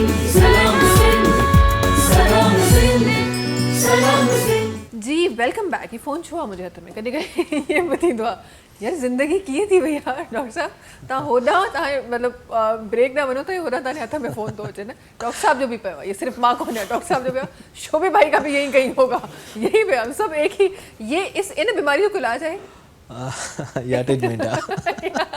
सही सही। अच्छा जेका ॻाल्हि अधूरी रहिजी वई त असां वटि केतिरे क़दुरु स्पेशलिस्ट मौजूदु आहिनि इन बीमारी जा ऐं केतिरो ईज़ीली माण्हू उन्हनि डॉक्टर्स ॾांहुं पहुची रहिया आहिनि? अच्छा, it is an emerging field. घणनि माण्हुनि खे त इन फील्ड जी हिन वक़्त ताईं ख़बर ई न आहे। That's why I am here today, just for awareness purpose. Rheumatologist पूरे पाकिस्तान में तमामु लिमिटेड आहिनि, तक़रीबन 150 या 200 मस्त थींदा पूरे पाकिस्तान में। सही। ऐं इहा बीमारी केतिरी वधियल आहे? बीमारी त तमामु घणियूं आहिनि बीमारियूं। असांजे बुक में लिखियल आहे त OPD में अगरि 100 मरीज़ अचे थो न, उन मां 60% रोमेटोलॉजी जा मरीज़ हूंदा। अल्लाह, ऐं असांखे ख़बर ई न हूंदी। ऐं असां उन्हनि खे नालो कहिड़ो ॾेई छॾींदासीं, हे जोड़नि जी तकलीफ़ आहे, रगनि जी तकलीफ़ आहे, कैल्शियम जी कमी आहे, मिखो ख़तमु थी वियो आहे, यूरिक एसिड जो मसइलो आहे, vitamins they will prescribe vitamins only in the name of weakness, कमज़ोरी आहे। वो असां पंहिंजो पाण ई उन बीमारी खे स्ट्रॉन्ग पिया कयूं। हाँ बिल्कुलु सही सही। सो असां वटि इन अवेयरनेस जी बि ज़रूरत आहे, छो त असां वटि पेशेंट वधीक नहीं आहे। वाक़ई तव्हां सही ॻाल्हि कई त असां वटि सिर्फ़ु उन शइ जो इलाज थी रहंदो आहे जेको साम्हूं नज़र अची रहंदो आहे। उनजो जेको बेसिक जेको रीज़न आहे उहो असां कोन झले सघंदा आहियूं। हिते ई करे डिफरेंट जेके केसिस आहिनि उहे असांखे नज़र ईंदा आहिनि। डॉक्टर साहब, कंहिं तरीक़े सां ही प्लेटफॉर्म त ठीकु आहे, हिकु प्लेटफॉर्म आहे, पर कंहिं तरीक़े सां इन जी जेका इंफॉर्मेशन आहे, अवेयरनेस आहे, कंहिं तरीक़े सां कॉमन कजे? ऐं तव्हांखे छा थो लॻे त इदारनि जी केतिरी रिस्पॉन्सिबिलिटी आहे या गवर्नमेंट जी केतिरी रिस्पॉन्सिबिलिटी आहे इन ॻाल्हि खे आम माण्हू ताईं पहुचाइण जी? देखो, जेके बि इंफॉर्मेटिव सोर्सिस आहिनि न, they should be on one platform. पोइ हाणे उहो डॉक्टर्स जे तरफ़ खां बि हुजनि, अहिड़े प्रोग्राम्स अहिड़ा कंडक्ट कया वञनि उन्हनि जी तरफ़ खां हुजनि, and patient awareness programs conduct कया वञनि। पेशेंट खे पाण खे अवेयरनेस हुजणु खपे। That's why I am also running my page, doctor Arshad Ali Bhutto, physician rheumatologist. त मुंहिंजे मरीज़नि खे मुंहिंजे पेज जे ज़रिए काफ़ी इंफॉर्मेशन मिलंदी थी वञे। ऐं हीउ जेको मां प्रोग्राम कयां थो, इहो मां बाद में पंहिंजे पेज ते बि रखी छॾींदुसि। त जेतिरो डॉक्टर जेतिरो करे थो सघे उहो पंहिंजे तरफ़ां करे, ऐं गवर्नमेंट जेतिरी हिन में इंट्रस्ट वठंदी ओतिरो वधीक बहितर आहे। उहो इन जे करे बहितर आहे छो जो हिन बीमारी में पहिरियों असां नंढी लेवल वारियूं दवाऊं हलाईंदा आहियूं, जिन जी कास्ट शायदि पेशेंट बर्दाश्त बि करे वञे। पर जॾहिं बीमारी एग्रेसिव थी वेंदी आहे त बाद में जेकी दवाऊं हलंदियूं आहिनि उहे तमामु महांगियूं आहिनि। उन्हनि जो नालो आहे बायोलॉजिकल एजेंट्स।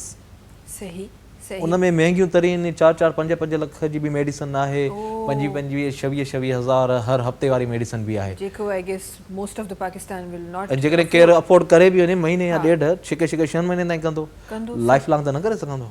ऐं हीअ बीमारियूं लाइफ लॉन्ग।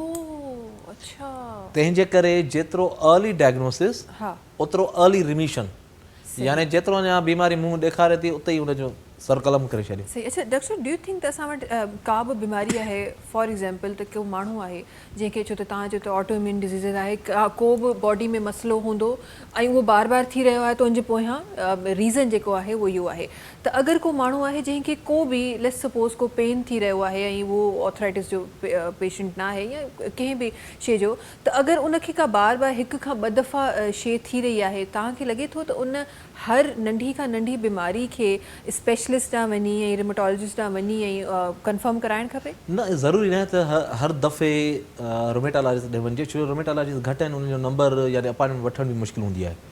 त को सुठे फिजिशियन खे ॾेखारे करे उहो पंहिंजो उनखे इवेल्युएट कराए, उन जेकॾहिं फिजिशियन खे लॻे थो त दिस डिज़ीज़ रिलेटेड टू रोमेटोलॉजी, त उहो फिजिशियन जेको आहे प्राइमरी केयर ते, प्राइमरी लेवल ते उन बाद में रोमेटोलॉजिस्ट रिफर करे सघे थो। सही।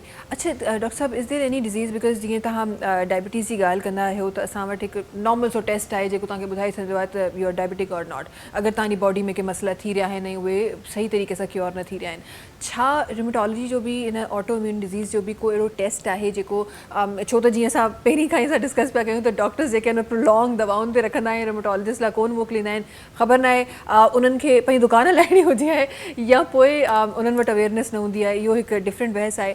पर छा माण्हू पाण अहिड़ो को टेस्ट करे ऐं कंफर्म करे सघे थो? अच्छा ॾिसो, जेकॾहिं पेशेंट्स खे सिम्टम्स आहिनि न तॾहिं ही टेस्ट जे तरफ़ वञे।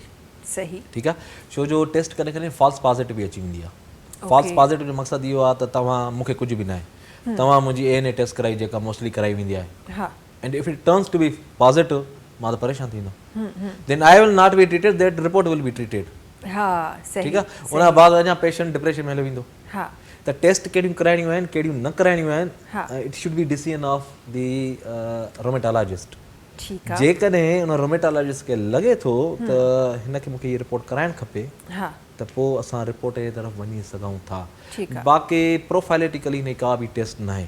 प्रोफाइलेटिकली इहा आहे त सिम्टम्स कुझु जेके मां तव्हांखे ॿुधायूं हिन प्रोग्राम में, उहे जेकॾहिं पेशेंट्स खे थियनि थियूं त one should consult to a rheumatologist. सही सही। ऐं डॉक्टर साहब हीअ त ज़ाहिर तव्हां पंहिंजे हैंड सां करे रहिया आहियो, अवेयरनेस माण्हुनि खे ॾेई रहिया आहियो, ऐं असांजा फिज़िशियंस बि अगरि उन शइ लाइ अवेयर थी वञनि त शायदि उहे बि टाइमली मोकिले छॾनि, बिकॉज़ असां वटि हिकु जेको एजुकेटेड तबिको आहे उहो त वरी बि पंहिंजी शयुनि खे सम्झे थो, पर हिकु वॾो तबिको आहे जेको एजुकेशन खां परे आहे, त ज़ाहिर उन्हनि खे इहे शयूं न आहिनि ख़बर। ऐं उहे माण्हू जेके उन्हनि जे क़रीब रहनि था, छा असां वटि जंहिं तरीक़े सां असां हर शइ खे, हर बीमारी खे आहिस्ता आहिस्ता असां पाण पढ़णु शुरू करे छॾियो आहे, ऑनलाइन शयूं अवेलेबल आहिनि, दे आर सर्टन केसिस जेके चाइना ऐं जापान में चैट GP जे थ्रू माण्हुनि डायग्नोस कया आहिनि, उनजी ट्रीटमेंट थियो आहे। इहो बि हिकु वॾो हिकु ज़बरदस्त अमल आहे जेको थियो आहे चैट GP जे थ्रू, AI जे थ्रू। त छा असां वटि ऑनलाइन हिन जी एतिरी पाकिस्तान में अवेयरनेस मौजूदु आहे जो असां उन शइ खे सम्झी सघूं? हा ॾिसो, हिकिड़ो टर्म इडियम यूज़ थींदो आहे इंग्लिश में, a little knowledge is a dangerous thing. अधूरी नॉलेज ख़तरनाक हूंदी आहे। हा ऐं मुंहिंजो जेको उस्ताद आहे रोमेटोलॉजी फील्ड में, उहो मूंखे हमेशह इहो चवंदो त मूं वटि 2 क़िस्मनि जा मरीज़ सही न आहिनि थींदा। हिकिड़ा उहे मरीज़ जेके पाण डॉक्टर्स हूंदा आहिनि, हा ठीकु आहे, जेको असांजी तमामु आवाम आहे। हा छो पाण उहे डॉक्टर्स हूंदा आहिनि, उहे पाण हर शइ सोचींदा आहिनि वेठा, हा ऐं ॿिया उहे मरीज़ जेके वेठा सॼो ॾींहुं गूगल कंदा रहंदा आहिनि। Okay doctor Arshad is diagnosed me with rheumatoid arthritis, हा उहो गूगल करणु रोमेटॉइड आर्थराइटिस, हीअ दवा, हीअ साइड इफेक्ट आहे, हीअ साइड इफेक्ट आहे, उहो साइड इफेक्ट आहे, हर शइ ख़तमु करे छॾींदो। हा जेको तव्हां AI जो यूज़ कयो त it should be in the hands of the experts, सही जीअं उहे सही तरह सां यूटिलाइज़ कनि। जेके ॿाहिरि AI यूज़ कई थी वञे आर्टिफिशियल इंटेलिजेंस, त उहे उतां जा साइंटिस्ट था यूज़ कनि या उतां जा एक्सपर्ट्स था यूज़ कनि, उहो आम माण्हू त नथो करे सघे न। सही हाणे छो जो ॾिसो, हिकु बीमारी आहे, उते तव्हां वञी करे का गूगल ते यानी विकीपीडिया ते का शइ लिखी छॾी, मां का लिखी छॾी, साईं जन का लिखी छॾी, जेको आम बंदो पाण ईंदो न, उहो त व्यूज़ पढ़ंदो न, ऑब्वियसली। हा ठीकु आहे, त उहे व्यूज़ जेके आहिनि उहे बाद में ख़राबु थी वेंदा। त एक्सपर्ट हमेशह जेको बि हुजे रोमेटोलॉजी जो, उन सां उहो सही तरीक़े सां कंसल्ट में रहनि। हा जेकॾहिं पढ़ियल लिखियल आहे त उहो उन सां डिस्कस करे थो सघे त डॉक्टर साहब मां हीअ कॉम्प्लिकेशन पढ़ी आयो आहियां, केतिरी रेयर आहे, केतिरी फ्रीक्वेंट आहे, तव्हां मूंखे इन जे लाइ मूंखे गाइड कयो। पर पंहिंजी मर्ज़ीअ ते इलाज बंदि न आहे करिणो। अक्सर मरीज़ छा कंदा आहिनि, इलाज बंदि करे छॾींदा, हा जेको ख़तरनाक शइ आहे ॾाढी। सही सही, इहो वाक़ई इहो थी रहियो आहे। ऐं न सिर्फ़ु जीअं तरीक़े सां तव्हां ॿुधाए रहिया आहियो, एक्चुअली ईअं ई थींदो आहे त असांखे को अहिड़ो सिम्टम अची रहियो हूंदो आहे या का लाइफ में का डिफरेंट शइ असांखे या असांजे कंहिं प्यारे खे थी रही हूंदी आहे, असां फ़ौरन गूगल करणु स्टार्ट करे छॾींदा आहियूं, ऐं काफ़ी दफ़ा त असां पाण डॉक्टर थी विया आहियूं। ऐं इहो मोस्ट ऑफ द हाउसिस में इहो थी रहियो आहे। पहिरीं असांजो जेको घर जो डॉक्टर हूंदो उहो बुज़ुर्ग हूंदा, हाणे उहो जेको आहे उहो AI थी वियो आहे। अच्छा डॉक्टर साहब, ही जेके मरीज़ आहिनि, जे तरह सां तव्हां ॿुधायो त हिकु प्रोलॉन्ग ज़ाहिर आहे हिकु डिज़ीज़ आहे, ऐं लाइफ टाइम तव्हांखे कॾहिं कॾहिं मेडिसिन्स बि वठणियूं पवंदियूं आहिनि, बट इन में उहे सक्सेसफुल केसिस बि आहिनि जेके मेडिसिन्स खां बिना नॉर्मल ज़िंदगी गुज़ारे आहिनि। इहे ॿ शयूं असांखे हिते नज़र अची रहियूं आहिनि, ॿ तरीक़े जा पेशेंट्स आहिनि जेके असांखे नज़र अची रहिया आहिनि। छा असां वटि तव्हांखे लॻे थो त अॻियां हली, बिकॉज़ हिन जी मेडिसिन जंहिं तरीक़े सां एक्सपेंसिव आहे, छा अॻियां हली असां completely free of cost medicines जी तरफ़ या ॿियनि अहिड़नि वेलफेयर जी तरफ़ असां वञी रहिया आहियूं, जीअं असां वटि ॿियनि बीमारियुनि जी, वॾियुनि वॾियुनि बीमारियुनि जूं महांगियूं महांगियूं मेडिसिन्स टेस्ट सभु अवेलेबल आहिनि फ्री ऑफ कॉस्ट, छा असां उन जी तरफ़ बि वञी रहिया आहियूं? बिल्कुलु, जेके हिन में बायोलॉजिकल एजेंट्स यूज़ थींदा आहिनि न, उन्हनि जा वेलफेयर ट्रस्ट तमामु घणा आहिनि, छो जो आम बंदो इनखे अफोर्ड करे ई नथो सघे, भले उहो केतिरी बि वॾी लेवल ते हुजे। It is a prolong disease न। सही। त काफ़ी बैतुल माल जे थ्रू, सैलानी जे थ्रू, काफ़ी ॿिए बि ट्रस्ट आहिनि जिन जे थ्रू असां मरीज़नि खे अहिड़े क़िस्म मेडिसिन वठी ॾींदा आहियूं। सही पर बहितर इहो ई हूंदो आहे त मरीज़ जेतिरी अर्ली डायग्नोसिस थिए ओतिरो वधीक उहो बहितर आहे। सही। अच्छा डॉक्टर साहब, हिते हिकिड़ी ॿी शइ बि अचे थी, उहे असांजा उहे चवनि था डॉक्टर्स जेके ऑर्थोपेडिक सर्जन्स आहिनि, उहे असांजा जेके डॉक्टर्स अचनि था, हिननि जा जेके साइंस आहिनि, अगरि थोरो घणो डिफ्रेंशिएट अगरि को एक्सपर्ट आहे शायदि उहो डिफ्रेंशिएट कयो वञे, न त आई गेस तमामु माण्हू हिनखे ऑर्थो जो पंहिंजो पाण खे पेशेंट सम्झंदा आहियूं, उन्हनि वठी वेंदा। उन हवाले सां तव्हां छा चवंदो ऐं उन जो छा को डिफरेंशिएट अहिड़ी का शइ आहे जेका असां करे सघूं या उन लाइ बि पहिरीं असांखे ऑर्थो वटि वञिणो पवंदो ऐं पोइ उन फलां टेस्ट करायो त पोइ असांखे ख़बर पवंदी? एक्चुअली हिन जो जवाबु न तव्हां पाण ॾेई वियो, आर्थोपेडिक सर्जन। हा, he is a surgeon. He is a surgeon, right. ठीकु आहे, wherever patient need surgery हा, they should consult the orthopaedic surgeon. सही। यानी ट्रामा अगर थे तो को बोन जो एड़ो को ट्यूमर थी वियो आहे जंहिंजी सर्जरी रिक्वायर्ड आहे, रोमेटाइड आर्थराइटिस सर्जरी न थींदी आहे। हा, जेकॾहिं उहो डिफॉर्म थी वियो आहे, ख़तम थी वियो सॼी, त पोइ करेक्टिव सर्जरी थींदी, सही। पर बीमारी पोइ बि रहंदी।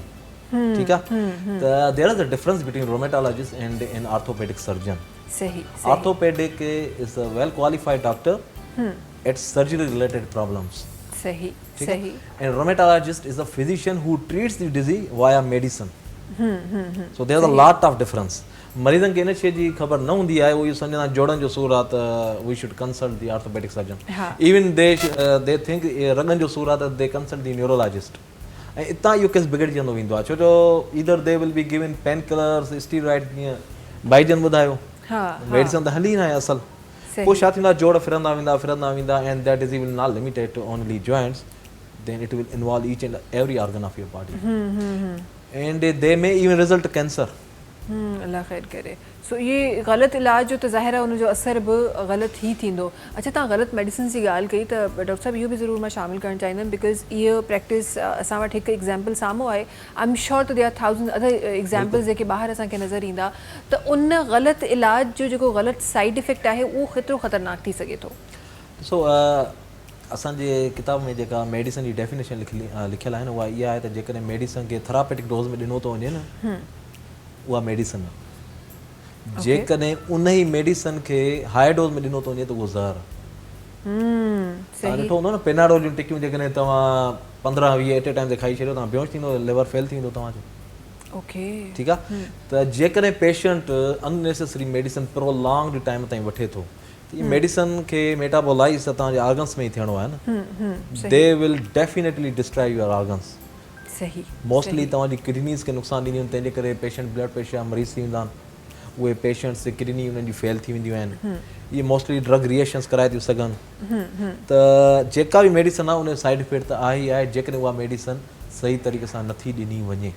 सही, सही। अच्छा डॉक्टर साहब, आख़िर में बिकॉज़ प्रोग्राम जेका इख़्तिताम की तरफ़ आहे ऐं आख़िरी लम्हात में असां शामिल थी चुका आहियूं, त वेंदे वेंदे असांखे खोड़ सारा असांजा उहे नाज़रीन ॾिसी रहिया आहिनि जेके शायदि इन डिज़ीज़ जा शिकार हुजनि ऐं उन्हनि खे ख़बर न हुजे, या पोइ ख़ुदा न ख़ास्ता फ्यूचर में थी सघे थो उहे इन डिज़ीज़ जी तरफ़ वञनि, उन्हनि तमामु माण्हुनि जे लाइ आख़िरी मैसेज ज़रूरु शामिलु। मां सिर्फ़ु हिन ॿिनि डिज़ीज़ ते ॻाल्हाईंदुमि, छो जो हूअं त डिज़ीज़ तमामु घणियूं आहिनि न, त वी कांट टॉक। सिर्फ़ु मां ॿिनि डिज़ीज़ ते ॻाल्हाईंदुमि, हिकिड़ी जेका नौजवाननि में बीमारी थींदी आहे, ऐं ॿियो ख़ासि करे जेका मिडिल एज में थींदी आहे, रोमेटाइड आर्थराइटिस। पहिरियों मां नौजवान में ॻाल्हाईंदुमि त एनकाइलोसिंग स्पाइंडोलाइटिस हिकु बीमारी थींदी आहे जंहिंमें ख़ासि करे पुठीअ में सूरु रहंदो आहे। ऐं उहो पुठीअ में सूरु कीअं रहंदो आहे त ख़ासि करे सुबुह जे टाइम ते पुठीअ में सूरु वधीक रहंदो आहे। मरीज़ जॾहिं निंड मां उथंदो आहे त उथी न सघंदो, उनखे इहो लॻंदो आहे ॼण पुठीअ में अकड़नि जकड़नि रहियल आहे, दॿाउ रहियल आहे। हाँ, ये सही एक्सट्रीम सूर जी ॻाल्हि करे रहिया आहियूं। ओके, त उनखां बाद में उहो आस्ते आस्ते सूरु वधंदो वेंदो आहे ऐं बाद में उहो बंदो हली बि न सघंदो आहे, ऐं इहा सॼी जेका बैक आहे इहा डिफॉर्म थी वेंदी आहे। इनखे सिर्फ़ु इहो ॿुधायो वेंदो आहे त तव्हां फिज़ियोथेरेपी करायो, तव्हां हल्का फुल्का ट्रीटमेंट आहे, उहो पेशेंट ख़राबु थींदो आहे। जेकॾहिं कंहिं बि मरीज़ खे अहिड़े क़िस्म जी ख़ासि करे नौजवान में, ऐं उन्हनि खे अगरि फैमिली हिस्ट्री बि आहे इन शइ जी, त नौजवाननि में ख़ासि करे पुठीअ में अगरि सूरु रहे थो, जेको सुबुह जे टाइम ते वधीक थो रहे, कमु करण सां सही थो थी वञे ऐं आराम वारी हालत में वधी थो वञे, त he must consult with the rheumatologist, छो जो इन स्टेज ते उते टीबीअ जो इलाजु हलायो वेंदो आहे। ऐं काफ़ी मरीज़ मूं ॾिठा आहिनि जंहिंखे टीबीअ जो इलाजु हलाईंदा त किरंगे टीबी आहे, त इलाजु हलायो जेका टीबी न हूंदी आहे। सही। इन बीमारी खे एनकाइलोसिंग स्पाइंडोलाइटिस चइबो आहे। जेकॾहिं कंहिं बि मरीज़ खे अहिड़े क़िस्म जी ख़ासि करे नौजवाननि छोकिरनि में अहिड़े क़िस्म जी तकलीफ़ रहे थी, they must consult the rheumatologist. सही। ॿी रोमेटाइड आर्थराइटिस ते छो जो कॉमन डिज़ीज़ आहिनि, जेकॾहिं ख़ासि करे हथनि जे जोड़नि में सूरु थो रहे, हे नंढा जोड़, हे कलाई थी वई, हे जोड़ थी विया या हे जोड़ थी विया, ऐं इन्हनि में सोज बि रहे थी। सही। ऐं सुबुह जे टाइम ते मरीज़ निंड मां उथे थो, हथ ईअं वरनि नथा, बंदि नथा थियनि।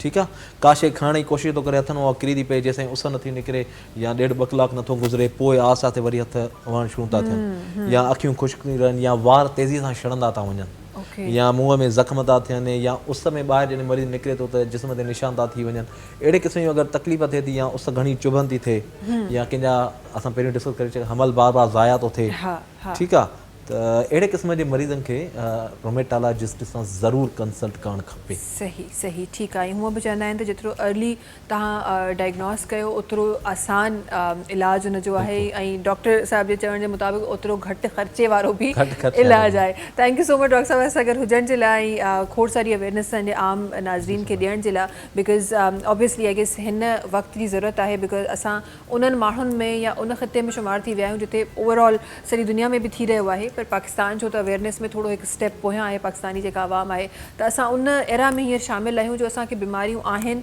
ऐं असां पाण बीमारियुनि खे दावत ॾेई रहिया आहियूं सिर्फ़ु डिले करे। सो टाइम ते का बि शइ करणु इलाही ज़रूरी हूंदी आहे। वॾी महिरबानी तव्हांजी असां गॾु हुजण जे लाइ। आख़िर में शोर भाई आपकी आवाज़ शामिल कर रहे हैं उसके बाद आपका इलाज भी करेंगे हम लेकिन पहले आवाज़ शामिल कर रहे हैं। नाज़रीन तव्हां सां मुलाक़ात इंशाअल्लाह सुभाणे थींदी। तेसि ताईं सभिनी खे ॾींदा इजाज़त। अल्लाह हाफ़िज़।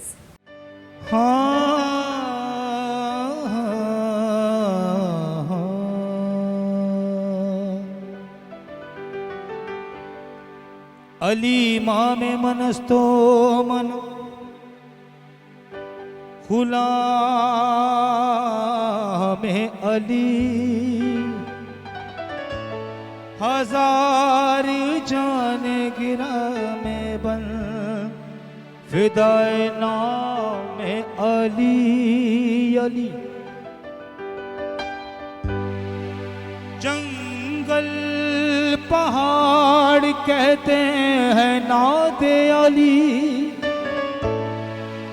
मुश्किल को मेरी हल करो मुश्किल कुशा अली अली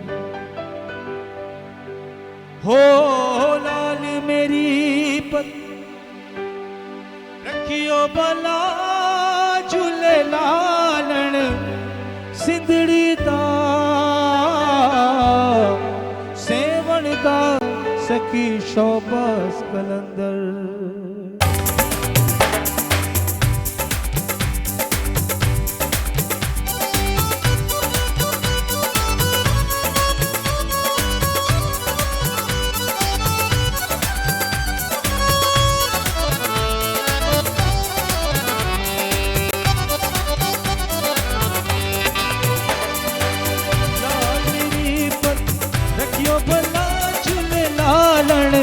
सिंधड़ी दा सेवण दा सखी शोबास कलंदर दमादम मस्त कलंदर दमादम मस्त कलंदर शेवानी लाल कलंदर अली दा पहला नंबर ओ मस्तो मस्त कलंदर मस्तो मस्त कलंदर लाल मस्तो मस्त कलंदर लाल।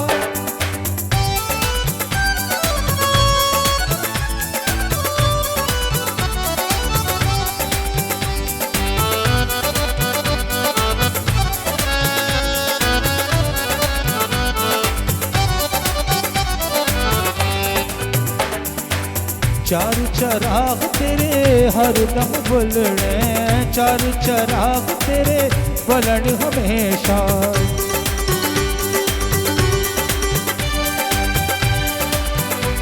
चार चराग तेरे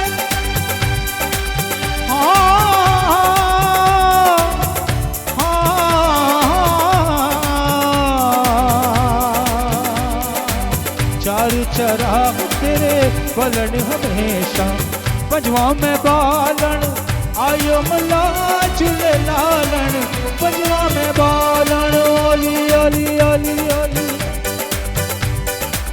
पंजवा में बालन आयो मला झूले लालन सिंधड़ी दा सेवण दा सखी शोबास कलंदर दमादम मस्त कलंदर दमादम मस्त कलंदर शेवानी लाल कलंदर शेवानी लाल कलंदर अली हर दिल के अंदर अली नस नस के अंदर मस्तो मस्त कलंदर लाल मस्तो मस्त कलंदर लाल मस्तो मस्त कलंदर लाल।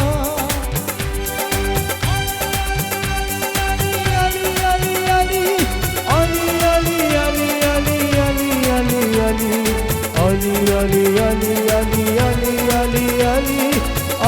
Ali Ali Ali Ali Ali Ali Mola Ali Mola Ali Mola Ali